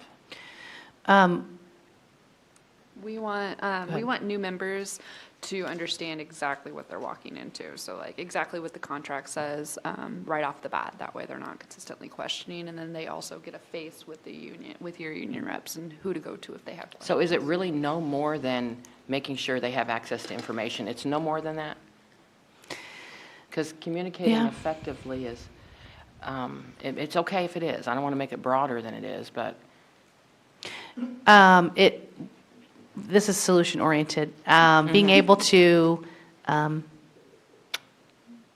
introduce myself and the negotiated agreement to the new hires at the very beginning of their time here in the district. would be a solution. It's what you, so It you did is. an issue statement and then you're going to brainstorm that as an idea. Yeah. But are you guys, because you're wanting your work to be more efficient as you represent them, because you want to build Yeah. Yeah. support for the union? I because- would, yes, both of those. Right. Yes, there are definitely new hires that don't have any, I say any, very limited knowledge of the things that are expected of them within the negotiated agreement and things that they need to be abiding by, or things that they are guaranteed within the negotiated agreement. But what was the second thing you said? Building support, yeah.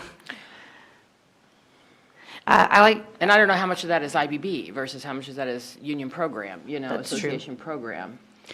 We can keep it, I'm just saying we'll keep it narrow if we do this. We're Right. limiting our brainstorm ideas to communication is the way you accomplish them knowing the contract, which is really pretty a simple thing. We can do that. Just know that we're just going to really narrow it Sure. down to very few ways to how to effectively communicate. Well, and the reason it was brought up was just because we would like to do it during that new teacher orientation that the district provides for the first couple of days. Because new hires have the first, 3 or 4, they have 3 or 4 orientation days? They have 3 orientation days before the rest of the staff starts. So where they kind of are introduced to Shawnee Mission and what it's all about. Okay. I think maybe as you play out the interest, we might have a better understanding of it. But it's okay Sure. if your solutions are narrowly focused on communication, I think. I just wanted to kind of hash that out. absolutely. Okay, so tell us more about it.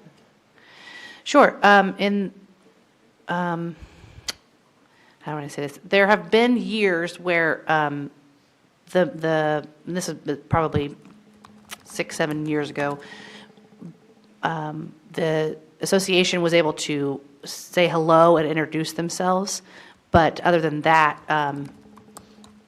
the new hires did not get any kind of, I don't know, time, specified designated time that the association would provide them a lunch or welcome them to the district or let them know that they are a resource for them.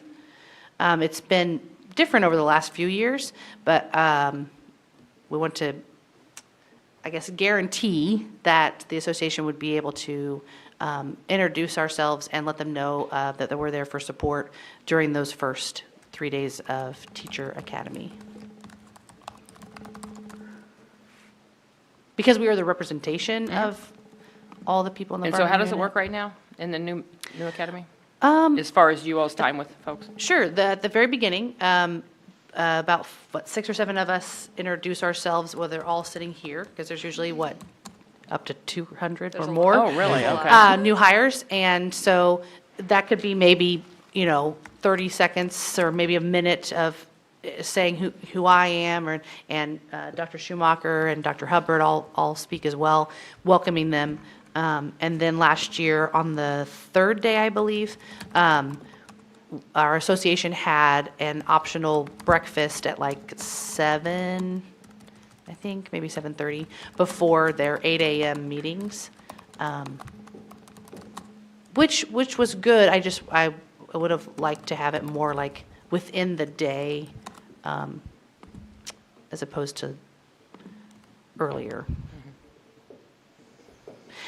There have been years where there wasn't a time allotted for something like that. It was just kind of like you say hello and introduce yourself at the very beginning, and then that was it. This would have been like 2012, 13, 14, 15, 16, kind of around that time. And then kind of with that too, we already do, Amber and I both served as member organizers this past school year, so we do already reach out. Part of the problem though with that is there's no real great way to do it without sounding like a bot or some kind of spam. I sat there with my welcome message several times and could not figure it out. And I think even having a little bit more dedicated time will help us with that, to say, hey, you might have gotten or you are going to get this text or email. It's not spam. It truly is us. And that's our opportunity that, yes, we're going to be talking about what NEA does and has to offer, but we also offer help on the contract and I give them all my number and I say, if you have any questions, just as you set up your classroom, we truly do offer to help in other aspects as well, beyond just promoting NEA. So it's like a support thing as well. Yeah. Yes, please. Yeah. So from an HR perspective, I don't want to say from a district perspective, upon offer of the contract, we also share with them the negotiated agreement, and we emphasize that it is part of your contract. You need to know every part of it. Okay, good. We don't tell them, you need to read the entire thing before you sign. But we suggest that you make yourself familiar with it because, again, it is part of your contract. So we do have a similar interest in that. Helps avoid issues down the road. When did they sign their union card? That situation when you have to approach them? Do they get a card? It's via like a Google form type of situation. We will walk them through it. But not at the new member academy? Membership is optional. Okay, right, I got that, Okay. but not at the new member academy.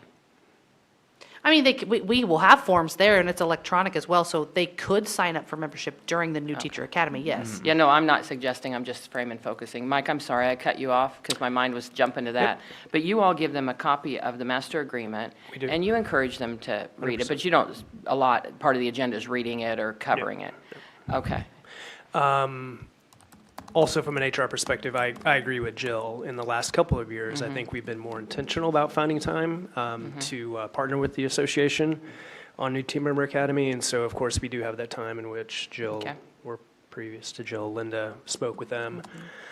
I think you guys have tables each of the days. And so that's another opportunity. I think you guys do a social. Yes, we hold a social after they're done with with their day. I'm trying to Yep. find the right word. Of course, we provide contact information for all of them so that they can be in contact. Okay. Jill, did you all take advantage of the opportunity during those first 3 days of the school year where the lunches, where the building representative had time to meet with all the new teachers? We discussed that in it. We did discuss that. I think the logistics of that was, I hadn't fully wrapped my mind around how that would work. Having a building, so every building has a building rep, almost, not them all, but most.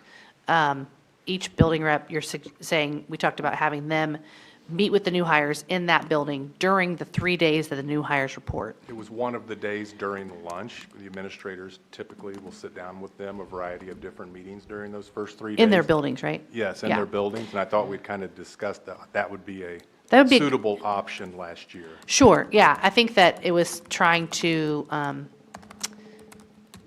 organize all of that to talk with all the building reps to see if they were available to be in the building since they would normally report, at a later date than the new hires. So guys, currently, or previously, the NEA has been given a brief intro time at the academy, more time lately. And NEA has hosted a breakfast and has a table each day and has offered an end-of-day social. I have that the district hands out the master agreement during the new academy and contact info for the NEA. And then I also. Not that. We don't do it at the NTA. We do it upon offer of the contract. Oh, so are they in HR? When they're sort of sitting down, okay. Yes. And I Okay. think what you meant to say, I don't think Mike meant to say that he gives the new hires NEA's contact information. He gives NEA, or, well. Okay, we thank haven't- you, that's a good clarity, right? So contact info is given to NEA?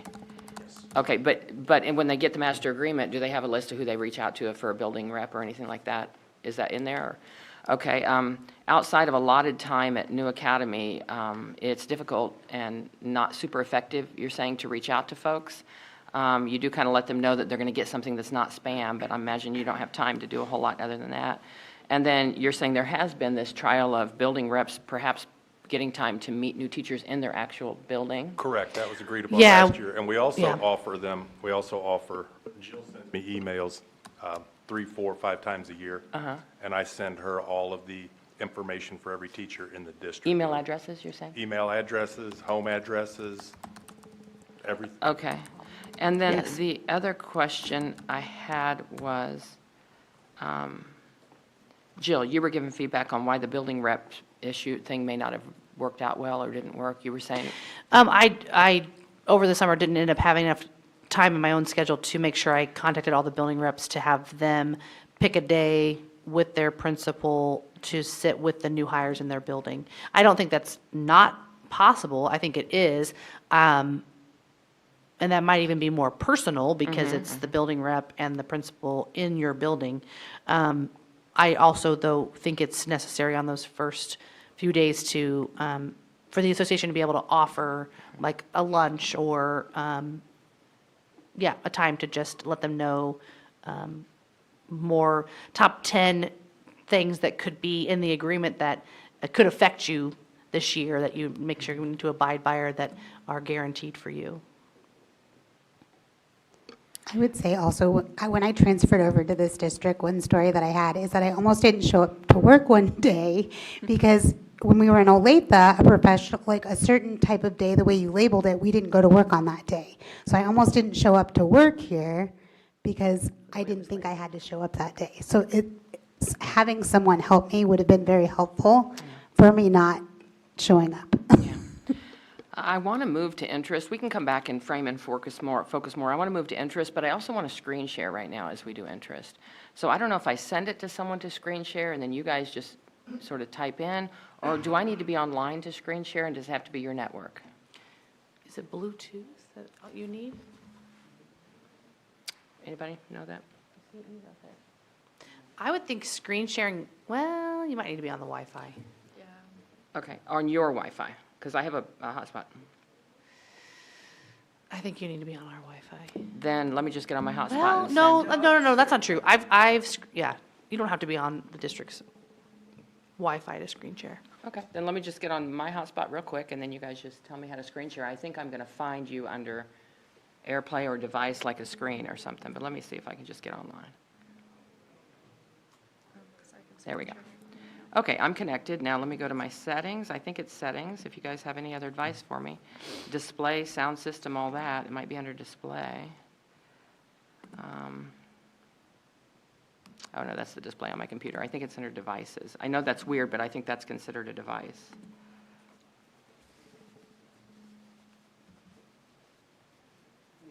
And it's discoverable. Is it, it's not an LG TV, is it? LG Web OS? It'll, yeah. Okay. Let me see if I can add one. I wonder if it's because it's Dell versus Apple.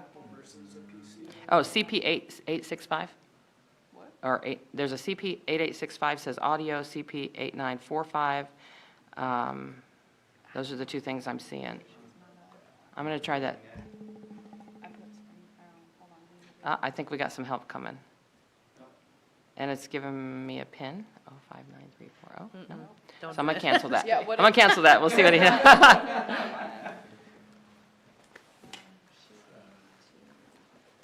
PC or a Mac?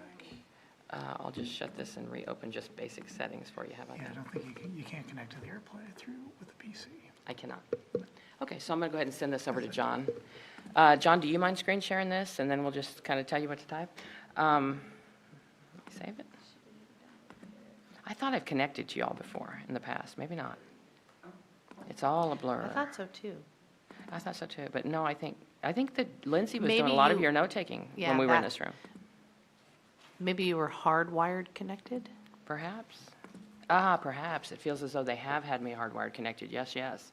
That's okay. Next time, maybe I'll get here early and we can do that. All right, John, I think I've got your email, but tell me what it starts with, see if it pops up. Jay? But what's your last name? Yes, I've got it. And then do an attachment. And there we go. All right, so I just wanted to have our interest in front of us as we're sort of talking about them. In the process of you all talking, I did capture what I think are 3 interests that you just said in the process of framing and focusing, but I want us to really step back and think about what are the others. And the interests can be from anyone in this room. It doesn't have to be like any other topic. Sure. It doesn't have to be just from the association. So John, tell us when you're connected and when you got it.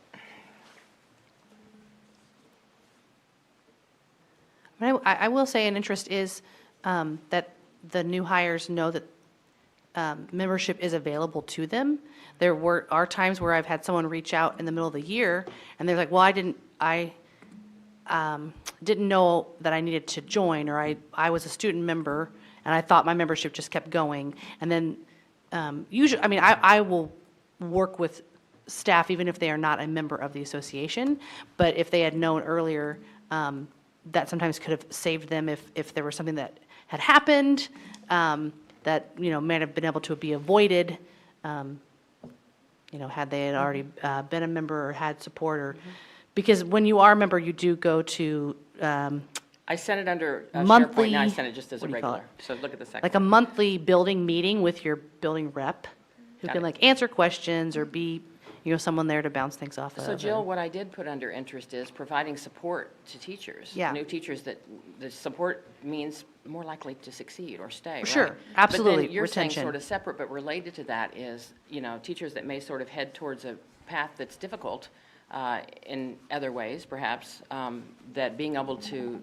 talk with them before it gets into that bad Yes, situation. Okay. absolutely. You might be able to make that much bigger. Even though I am probably really actually the oldest person here. We've had that conversation before, and I think I am. So it's the bad eyes, guys. It's the bad eyes. No, that's just. Make it 200. Oh, it's not me? Okay.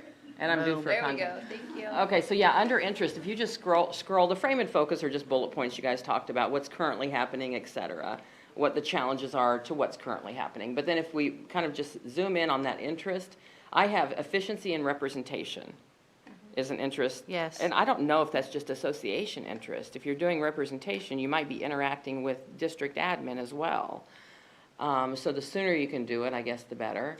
And then knowing their obligation, their meaning the new member. I put, I think you said that. We want them to know their obligation under the master agreement, what they need to follow and do, and their rights. But I want to take it a step further and say, why does that matter? What's your interest behind wanting them to know that? Just knowing for the sake of knowing it? Or what happens when they don't? There's an interest behind that. I just took a bite of Yeah. banana.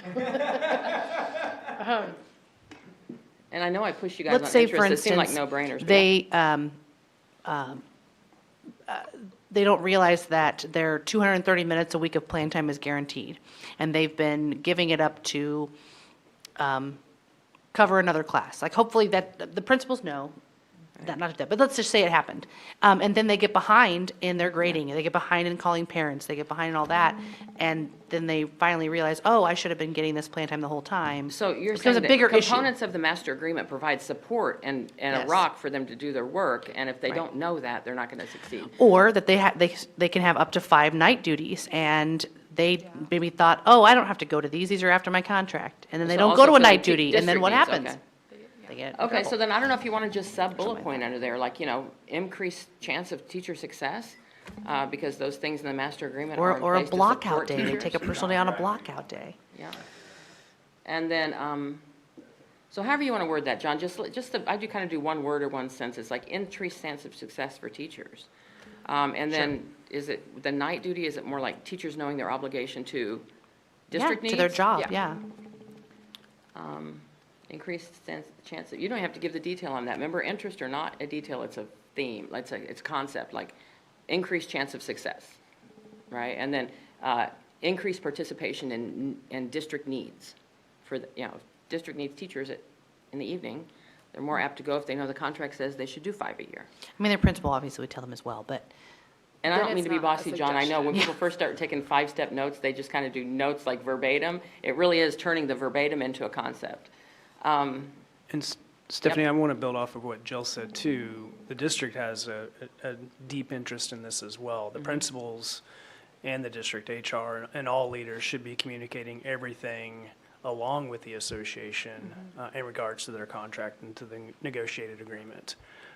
Do you want to elaborate on the mentor program as well?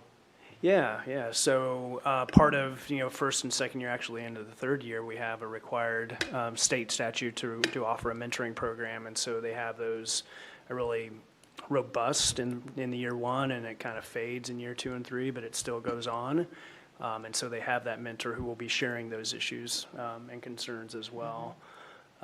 So while we appreciate the teamwork, I don't want us to lose sight of the fact that the district has a deep interest as well in making sure all of our employees know the parameters of our contract.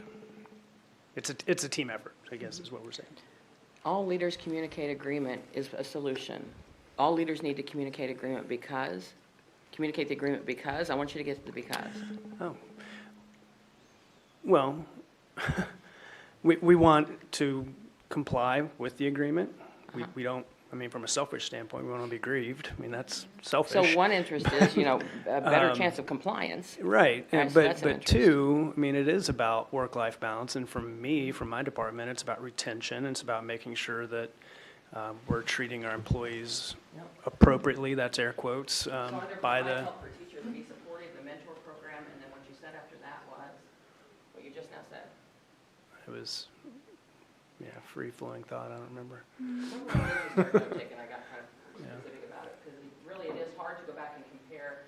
The reason we list interest is so that your solution meets the interest and doesn't harm one, and that we don't embed positions in interest so that solutions are game for open for anything. We don't draw lines in the sand or embed solutions in interest. So provide help for teachers, be supportive, mentor program. And I think you said we wanted a better chance of compliance with the contract all around. And this was just like, I guess, the district's investment in success. That's a good way to put it. Was there something you need to be compliant with in terms of this? Yeah, there's a statute of, every district has to have a mentoring program, but I think we take ours above and beyond just the statute. What other interests do you have? the success, the financial success in a sense of our association, I will say, we do sign up a lot of members at the beginning of the year And if we were not introduced to the new hires as something that they can be part of, at some point, I mean, currently our dues, a large portion of them help cover the part of my salary where I'm released. Okay, so financial success, I would do a bullet point that you have, effective association officers. Membership, and leaders, yeah. And then a viable organization. Yes, a viable Right, organization, thank So you. then I would say this wouldn't just be association's interest, because if the district doesn't have effective leaders and a viable organization to partner with, you don't get all of that teacher input, teacher collaboration, invested teachers that stay a long time. I do think there are people that will come to our district because they know that we have such a good collaboration between our association and the district. And if we had less of a viable association, that Yeah. might not be as attractive. I want to say this carefully because I Sure. appreciate the partnership that we have with the association. I truly do. But I think we need to be careful with this piece. Sure. In that some of our professional employees will choose not to be a part of the Right. association, and that's their choice. It is. So I think we need to be careful in a district-sponsored effort to recruit, which I think is what we're suggesting there. Okay, yeah, and I don't want So to, by the way, this have it be may- district you're- sponsored. Let's tag this all for financial necessity association. Next to this, abbreviate, just, in compliance with law. right? Yeah, and I can help flesh. No forced membership. no forced Yeah, membership, I can absolutely help not. flesh that out. So the district's in a position by law of neutrality toward the union, right? So if you read through the Kansas Negotiations Act and the provision regarding prohibited practices by a Board of Education, your big takeaway will be the district can't be involved with the union. Like, we cannot be involved in encouraging union membership Right. or discouraging union membership. Right. We have to be completely neutral. So that means we shouldn't be involved. And it actually, in the prohibited practice section, specifically lists hiring as a time when you need to be neutral and not have any involvement, because that is maybe a standalone interest for the union, right? That is for the union to be in charge of and their concern. And so, we know as district leaders that we're not supposed to be involved in union activities, right? We're not supposed to support them financially or treat the union differently than we would any group that supports teachers, basically. Is it okay that we say and acknowledge, not every one of your interests have always been joint? No, Right, so No. it's, I think just for comfort level, financial success of the association in compliance with the law, and effective leaders and viable association, if we some here wanted to say, this would meet an association need. sure. And I don't know if now looking at it, if I like the term financial success. We're not for profit. I mean, we're not, No, that's, I think it's Okay. viability. Would it be more of the role of the association? Communicating what the role of the association truly I don't is? think there's a problem leaving this here, if this financial success sounds odd. That's why I turned it into viability. viability. So viability, and that could be an association interest. Yeah. And take out the financial and say viable association.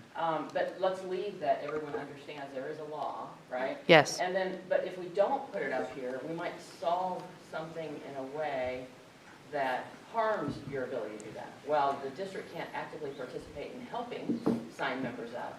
Well, We and don't want a solution where the district's put in a position of harming that. Yeah, Right. John? we're not wanting to recruit new members to the association. We're just wanting to inform all hires of the negotiated agreement. So it has nothing to do with recruitment, getting members, anything like that. We just want to tell them what your negotiated agreement has in it. Do you want to go ahead and scroll up? From the association perspective, do you generally tell them the agreement has the option of membership? From the association leadership, I'm guessing you do. Yes, we say that if you would like to join our association, here is the form that you fill out. Our negotiated agreement covers all staff in the bargaining unit, whether or not you are, Financial success, the option of membership in compliance with the law.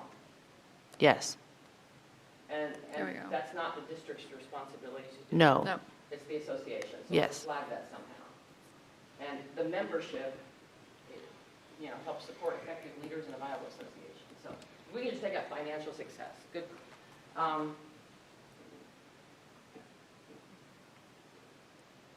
Bring it back. Yeah, you want to just. Control put Z it it. back up There you go. there? And then I would just take out financial success, but like option for membership in Yeah. compliance with the law. And if you want to put to the side, that's association role. Yeah. Association role. But the interest behind it is effective leaders in a viable association. Can I clarify, though? John just said that they're not after recruiting. It's not a recruiting effort. So option for 'Cause membership. Our issue statement is, how can we ensure NEA-Shawnee missions able to communicate effectively and efficiently regarding the negotiated agreement with members of the bargaining unit? Yeah, but in framing and focusing it, you guys shared that, look, we don't get the opportunity to talk to them long enough to cover the master agreement, let alone tell them they have the option of joining. And by the way, when you come to, so then let's add an interest on here, so our brainstorm solution is not scary for folks. So an interest here, Rachel, you articulate the district's interest in not taking a position on membership in the union? What's behind that interest? It's so you can't get. The district should not engage in any activity that encourages or discourages union membership or financially support any union activity. Okay, and that is because? The Kansas Professional Negotiation Act would categorize that as a prohibited So practice. your district interest is not violate the law, the Kansas Professional Act, right? Your interest is Yeah. can't. So if I put that up there, does it let us not sort of get hung up, but know that whatever solutions we come up with, like if a solution comes up like, hey, let us hand out membership cards and collect them at the new academy. You guys would probably say that would damage my interest. No go. It's just right? something As we have long to as be have really the interest careful up there, about. It's okay. Yeah. Remember, these aren't our solutions, so let's not be afraid of them. As long as the interests cover everyone, your solution won't violate or harm one. And so maybe the option for membership can't be done down here in solutions in a way that does this, that makes Right. the district, a non-compliant. You can still get through that, guys. It just means your solutions are going to have to know all the Oh, interests. microphone for So you. what I don't want you to do is I don't want you to go underground that you have thank you. I don't want you to go underground that you have an interest in doing this. It Yeah, just means you I can't agree with violate John. this to do that. Right. Okay. And Yeah, that's no, not the sole reason, but and John, you're right. The issue statement is about, Just discussing the negotiation. right, Well, offering as a union support, officer making for sure they know 17 that, years like, and- all the other things you guys have up there. I was an organizer, a union officer for 17 years, and a union rep and all that, up and down the gamut since I was 23. I really only wanted to talk to you about your union contract so you knew it, but I also wanted you to be engaged in the union. Sure. And part of being engaged in the union is membership, so we can't pretend it's not. It just means that the district can't do that. Right, So whatever you do here is not going to violate right. that. Okay, so other interests. And John, do you want to scroll down so we can see them all? And let's make sure we get them all on here. This is an important issue, right? We want to get it right. So support for teachers, investment in their success, more likelihood of success if they're engaged in knowing what their master agreement provides, better chance of compliance with the agreement, perhaps less grievances or issues or discipline things go on. Efficiency and representation, I think that's a joint interest for sure. That option for membership, that may be more of an association, for sure, interest, that the district is saying our interest is not participating in that part, right? So that's okay. It's just being honest about your interest. Do we want to brainstorm solutions? Can I ask a question? Yes. How do we educate new administrators about our P&A? Oh, That's a good question. Yeah, we do so at our HR boot camp. We have a 2-day session HR boot camp in June prior to them reporting. And then we have HR boot camps periodically throughout the year during those Wednesday administrator meetings. John, I'd So we add kind of have that a crash under course frame and then we focus. have ongoing stuff throughout the year. And frame and focus is just a bullet point. HR boot camp educates administrators. Just in case we don't finish it today, I want our details on the document. And I'm guessing we don't okay, turn to page 1 of the P&A. So I'm guessing it's Yeah. like the frequent hitters, Yep, this is what 100%. comes up the most. And we consistently tell them, listen, before you call us, look at your P&A. We're going to help you through it, but look at your P&A. You need to know that front and back. I mean, am I right? Okay. I mean, some organizations do joint, have FMCS do, or other groups do joint contract training when a contract's new or when there've been a lot of changes. So just in terms of education of administration and members, there's nothing statute-related on that, is there? Not that I'm thinking. It's really tied to the not encouraging or discouraging, which really protects the association. Yeah, and I think, again, that's maybe an explanation as to why, we're like, here's, you may have a table, you can have this, but we have to be hands-off in other ways. We can't look like we're actively promoting. Right. And we can't require attendance. I think that's, all the building rep meetings that happen in our schools after the end of the contract day, the district can't promote those or require attendance at those. Right. Because if the law allowed them to promote it, the law would allow them to dog it, Right. if you know what I mean. So it's really about neutrality, Right. so that It if is. people do want to be involved or organize their union, there's no intimidation. So I think we framed up that the major issue or the interest is to inform all new staff of the negotiated agreement. If we're talking solutions, I wonder if it's voluntary, periodic information sessions hosted by HR and the association.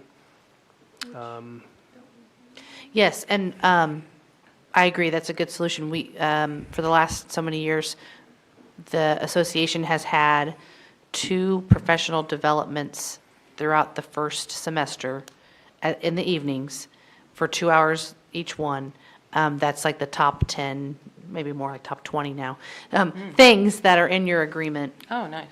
We call it Know Your Negotiated Agreement. And we invite every new hire and every member. Sometimes we can have up to 50 people there, sometimes it's 10. So And you're saying the association hosts that? we do, yes. When? We do them usually one in September and one in October, and they're like from 4:30 to 6:30.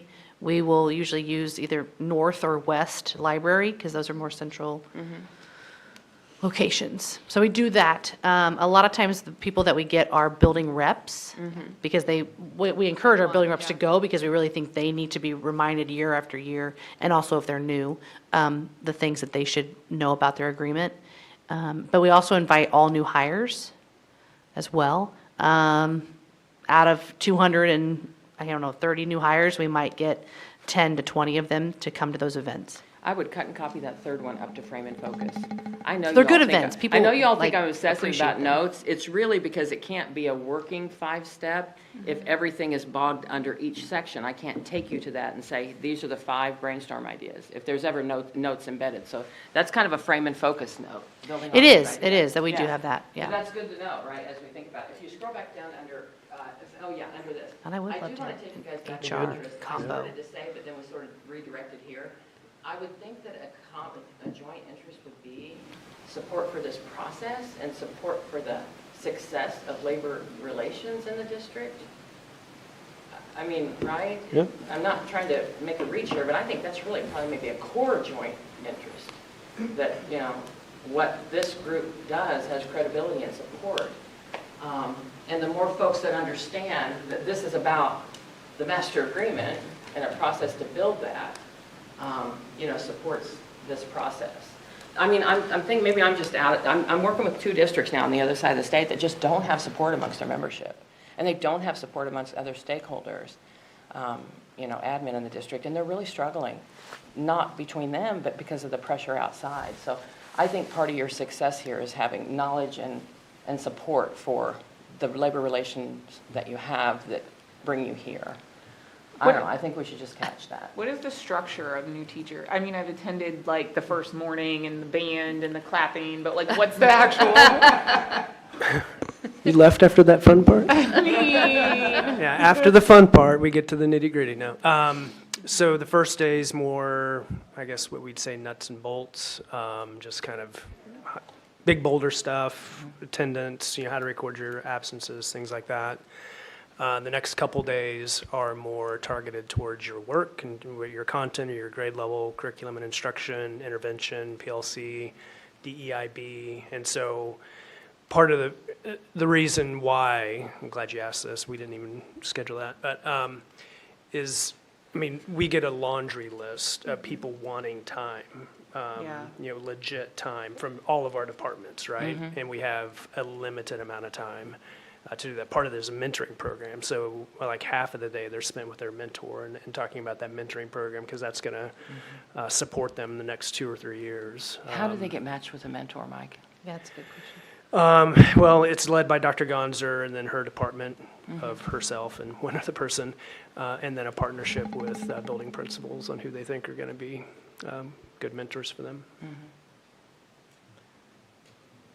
John, did you have something? If we did, or if we were able to find time for anything during that, when we just have new teachers there, like when you're talking about attendance and recording, like, I mean, I don't think, like, what we can't do is like, say you must attend this session put on by NEA, right? Right. Like we can't, that would be in direct conflict with the Negotiations Act. But, I hate to go back to this, Rachel, but that was kind of what the agreement was last year. It was a dedicated 45-minute lunch that the NEA said they would like to purchase that lunch for all of the new teachers in every building. And the NEA rep from that building would have time to speak with the teachers, eat lunch with them, with the building during principals. their contract day? During Or the their lunch contract day, break? during the lunch break. And I don't know if it would help maybe to have a bulleted list of items that this team would create to share with each building rep. We could certainly do the same with our principals to have talking notes, but I think that's a very fair, neutral opportunity to have time in front of every single teacher. John, you want to drop down Every brainstorm new idea? teacher in the district that Common bullet points I'm to sure it's an share. inconvenience for some of them to have to come in on one of those 3 days that aren't contract days. And But I figure do out the think it's an lunch option. opportunity for you to be able to get in front of 250 or 230. Yeah, I do think that's an opportunity with individual buildings, with principals, building reps, and new hires. I do worry about the consistent message and the consistent, That's and I why know you- you'd have bullet points, but the Yeah. people will ask a question, and then sometimes the building rep might think they know the right answer, and they might not. And that happens now anyway, and they will email me, and I'll help make sure that they have it correct. I mean, I think that's a challenge that we face every day, getting a Anyway. consistent message out Right. from our principals Sure. to our staff. Every single Absolutely. day, things get lost in translation. Right. People misinterpret things. That's why I don't like emails. Instead of two-way conversation, be able to share discourse to and fro. So that's a good opportunity. Right. How Appreciate long are it, Doc. lunches? Say it again. How How long are long? lunches? I can't remember. It's about an Typically, hour. they get an hour during those 3 days. Todd, did you all, Dr. Dane, did you all do that last year? Did you have that opportunity at the beginning of those 3 days with new teachers? Did you have lunch, or one of your associates maybe, with the building rep and the new teachers? Or did that not happen at South? And if it didn't, that's fine too. We did not have a luncheon provided by the NEA at Okay. South. We did our own Okay. from the building perspective, but not in And we partnership discussed with that the during NEA. our time with the superintendent Sure. and you, but that did not happen. Okay. We did not provide lunch to all the buildings with the building reps and got principals. you. So So could that- it be okay. still a good idea that's up there? Yes, It's it just could how be. to execute it, right? So Yes. maybe we just, that lunch idea building, how to make it real. Is it one brainstorm idea, make the lunch idea building real, the buildings real. What about Zoom? Are you guys using, you're talking about like different information might be shared by different building reps. Is there any way that hour could be everyone On a via Zoom? big screen and a lunch, or? I don't know. Yeah, I mean, I think one thing you're saying is having lunch in each of the 48 buildings. Another solution could be an optional lunch, at the location where all the new hires are. If there's a day where they're all in the same location. But either one would Let's need go to back be and critique optional, one at a right? time, so drop it up there, Would John. both of those need to be optional? Like, would you require? Oh, they would not be able to require it. You know what I get- mean? We I can't- get kind of anxious. I mean, even with that solution, I know we agreed to that solution. I think anything that's district endorsed Right.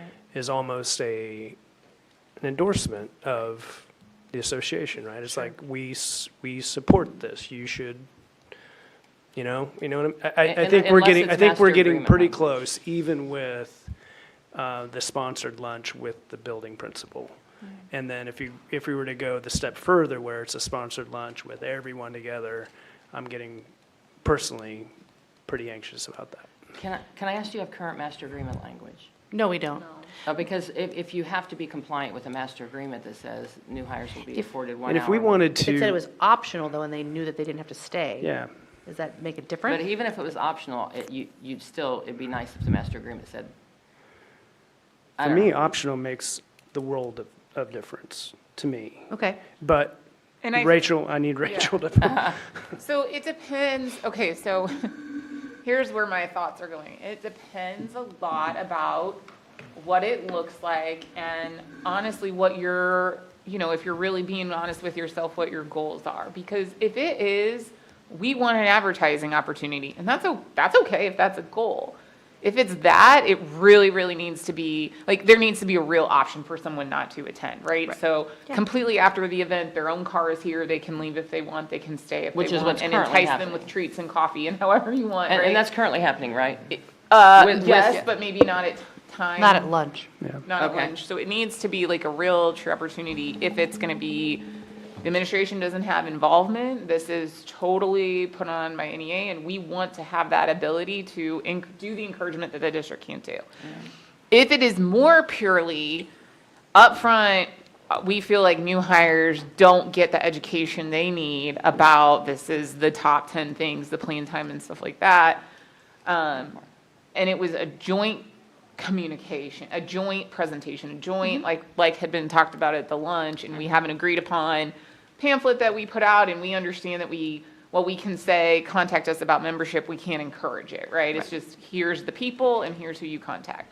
And that to me, is something else. So I think it's really kind of soul searching for you guys about, is it more about having the opportunity where you could advertise? Or is it purely more educational? And if we're in the educational realm, it's just about finding the time and space and how we partner with each other.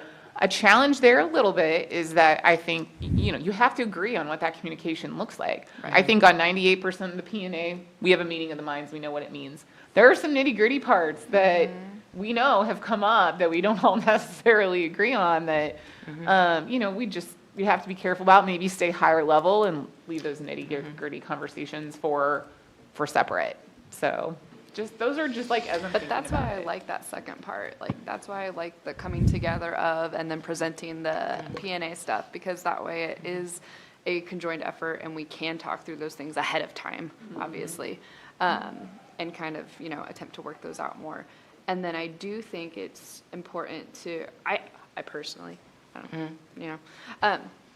getting that information of the P&A to the new hires. Like, to me, that's the baseline of all of this, because the association already has people contacting during the summer and trying to set up, sign-on things and all that jazz. Yeah. So to me, it is educational. But that's. Yeah, I think I agree that I think it would be very beneficial to have a joint communication, or even a joint time, like you were saying, where HR and the association are talking about the important things. I mean, we have it come up on our end too. I mean, we have teachers walk in and say, I quit, and think they're done, right? Right. Yeah. So like, Yup. we experience, when we're like, no, you can't just do that. Like, Right. But they don't know. Oh, my They don't goodness. know because, or maybe they were a nurse where you could do that before. They don't understand being under a contract for a school district. So like, we have those issues all the time. We're like, take 10 steps back. Sorry, here's a 50-page Right. document. Right. And so that's why some of those interests are joint. But yeah, I want to clarify, I think, what you guys are saying. You brought it forward around education around your contract. Yeah. When we started talking a little bit about membership and financial, that's when our conversation felt like it was a lot about membership. When the Yeah. truth is, the goal is member education of the contract. I agree. So we got 5 minutes. I want to make sure when we pick up this Oh, you're right. document, we can come back here. So where it says all leaders communicate agreement, can we make the solution joint communication of agreement and then bullet point these 3 possible ways? No, just change this. In other words, the way we use this, we come back and I want to know what solution number 1 is not all leaders communicate agreement, because we don't know what that means. Solution number 1 up here should say Joint communication. joint communication by NEA and joint master agreement communication. I'm gonna have you send that back to me, John. I just think differently, because I do the 5 steps on a Word doc every day, and it seems picky, but I won't be able to sift, there you go, you got it. And Right, NEA and district. district, and this is solution number 1, it's an option. And I would say we take out this, because I don't know really what it meant, it was just kind of, we captured it to know. And then I would put that, this is like one way to do it, right? So I just put, that's one bullet point, one way to do it, yep. This is another way to do it. And then, that's one, solution number 1. A solution number 2 was, make those lunch plans that we agreed to last time real. That was a solution number 2. By the way, we can pick more than one solution when you're done. I think Dr. Schumacher's point on that was valid. We need to make sure that that is optional. Right. I don't think you can just force people to sit in there Yeah. with the principal Sure. and NEA, so I think we've got to communicate that option. Yeah, and remember, we're not picking one right now. When we go back, we'll say, is it manageable, feasible, affordable, legal? Yeah. And will it help solve the issue? So we're just getting the ideas up there, which I would say this is idea number 1. If you want to number it, these are subcategories. This is idea number 2. Was there an idea number 3 I didn't hear? I would say as a component of that, a joint cheat sheet or Cliff's Notes on the P&A. That would be, an audience That's could just be available. all of our professional employees, but also our principals. I mean, I know Dr. Schumacher and I have worked with new principals or principals that came from other districts, and something's happened, and I'm like, ugh. No one told you though, right? And so the mistake's already been made. Multiple ways to access it, Yeah. right, with multiple ways to access it. We can come back and do details later. Is the 4th way, is a 4th way also keep doing what you're doing? Like, do you want to change anything in the new I do. academy, or do you want to revisit new academy things, or is that up to the association to make the request of the district? Yeah, each year we request, a time, if they have a time to have like an optional breakfast. Like, so last year we had an optional breakfast on the 3rd day, I believe. So then none of the things we're thinking about here is going to cancel out the NEA doing that in the new academy. No. No, but we would still, we would still request Right, it. so I just was, and one solution is also, along with all this, keep doing what you're doing, depending on Sure. what all this you all choose. What do we Yes. think, what does it take to go, like, time-wise, to say, here's the top 10 things that you need to know about the P&A as an employee of the Shawnee Mission School District? So Well, we do you're it in a new 2-hour superin- session. takes Maybe an 2 hour. hours. We do it in, sometimes an hour and a half session. And that's where you guys would hash out, do you guys continue to do those sessions, and then do you create something like this? And what would that look like? Is it that's different than what you Yeah, all and you probably could do it in an hour, because there might be 1 or 2 of the 20 topics that are in the nitty-gritty stuff. John, But, thank you. I think that's important to know when we're thinking about how do we find time to do a joint communication? You Right. know, is what kind of timeline do we think it would take for a joint team to explain this? Guys, it is 11. I feel like we pick this back up and make your decisions on the ideas, but you all may come up with ideas that you want to throw on this list of possibilities when we're back together, if you think about it. Is it an okay stopping point, knowing these are not hashed out near enough? I would And like we don't some have time to consensus on them. sleep on it and see if we can think of other things too. Yeah. Or if I know after every single one of these, people come to me and tell me things. So just to get ideas about, I mean, I think there's a joint interest in getting the information out there to everyone new to the district. It's just, what's the format? Where do we have time? And what's lawful? and I understand the importance of the word optional, making a world of difference legally. So, Okay, Yes. think of more ideas, then we'll come back and see which one of these ideas are executable and would actually address the issue, and which ones come off the list. All right? John, if you'll just save it and reopen it when we pick this up again. What's on our agenda next time, Rachel? I don't know, we made it, did we make something? Did we plan shall ahead we? that far? The next thing we had on the list was late resignation. I mean, like our next. Okay. So I think we Thank could, we could finish brainstorming solutions and talking about them to this issue, and then go on to late resignation next. Do we have 4 hours next time? No, it's a short session, so I don't think we need. Next Oh. Tuesday. Oh, Yeah, yeah, just finish this coming this. Tuesday. Yeah. yeah. Oh, that's right. Finish this, it's going to be a half hour, maybe more, probably half hour. And late resignation, I don't know. I mean, we have talked and talked and talked about this issue, so we can sort of tell you about what our experience has been with the new provision. About 3 to 5 Tuesday. But we have done a lot, of course, we have a lot of new team members this year, but it's something we've talked about and we're familiar with talking about, and we know where the tensions are and the problems are. With late resignations, we changed and added language last year. And by the way, it speaks to an interest on here, like, part of solving that is probably going to be a little bit embedded in this. Yes. Yeah. Could be. Is there anything else we need to do or cover before we all Yeah, get out that's of here? probably all we can put on the agenda Yeah, for that's- for 2 Yeah, hours. it'll be heavy. No, Thank That'll be you, a big meeting. thank you to Clayton for yesterday when we were not open, whatever the term was. He was very helpful and immediately responsive as he always is. And we couldn't do this publicly the way we do without him. And thank you to everyone for your willingness to come in even if school was canceled. I think that speaks a lot to our teamwork and our collaboration and to wanting to get this, wanting to make Shawnee Mission a better place to work and get a contract done so people know what next school year looks like. Yeah. So, Agreed. John, thank you for being our note taker. It's now on you. So we'll see each other It's going towards you. Tuesday. Tuesday, I have 3 o'clock Tuesday.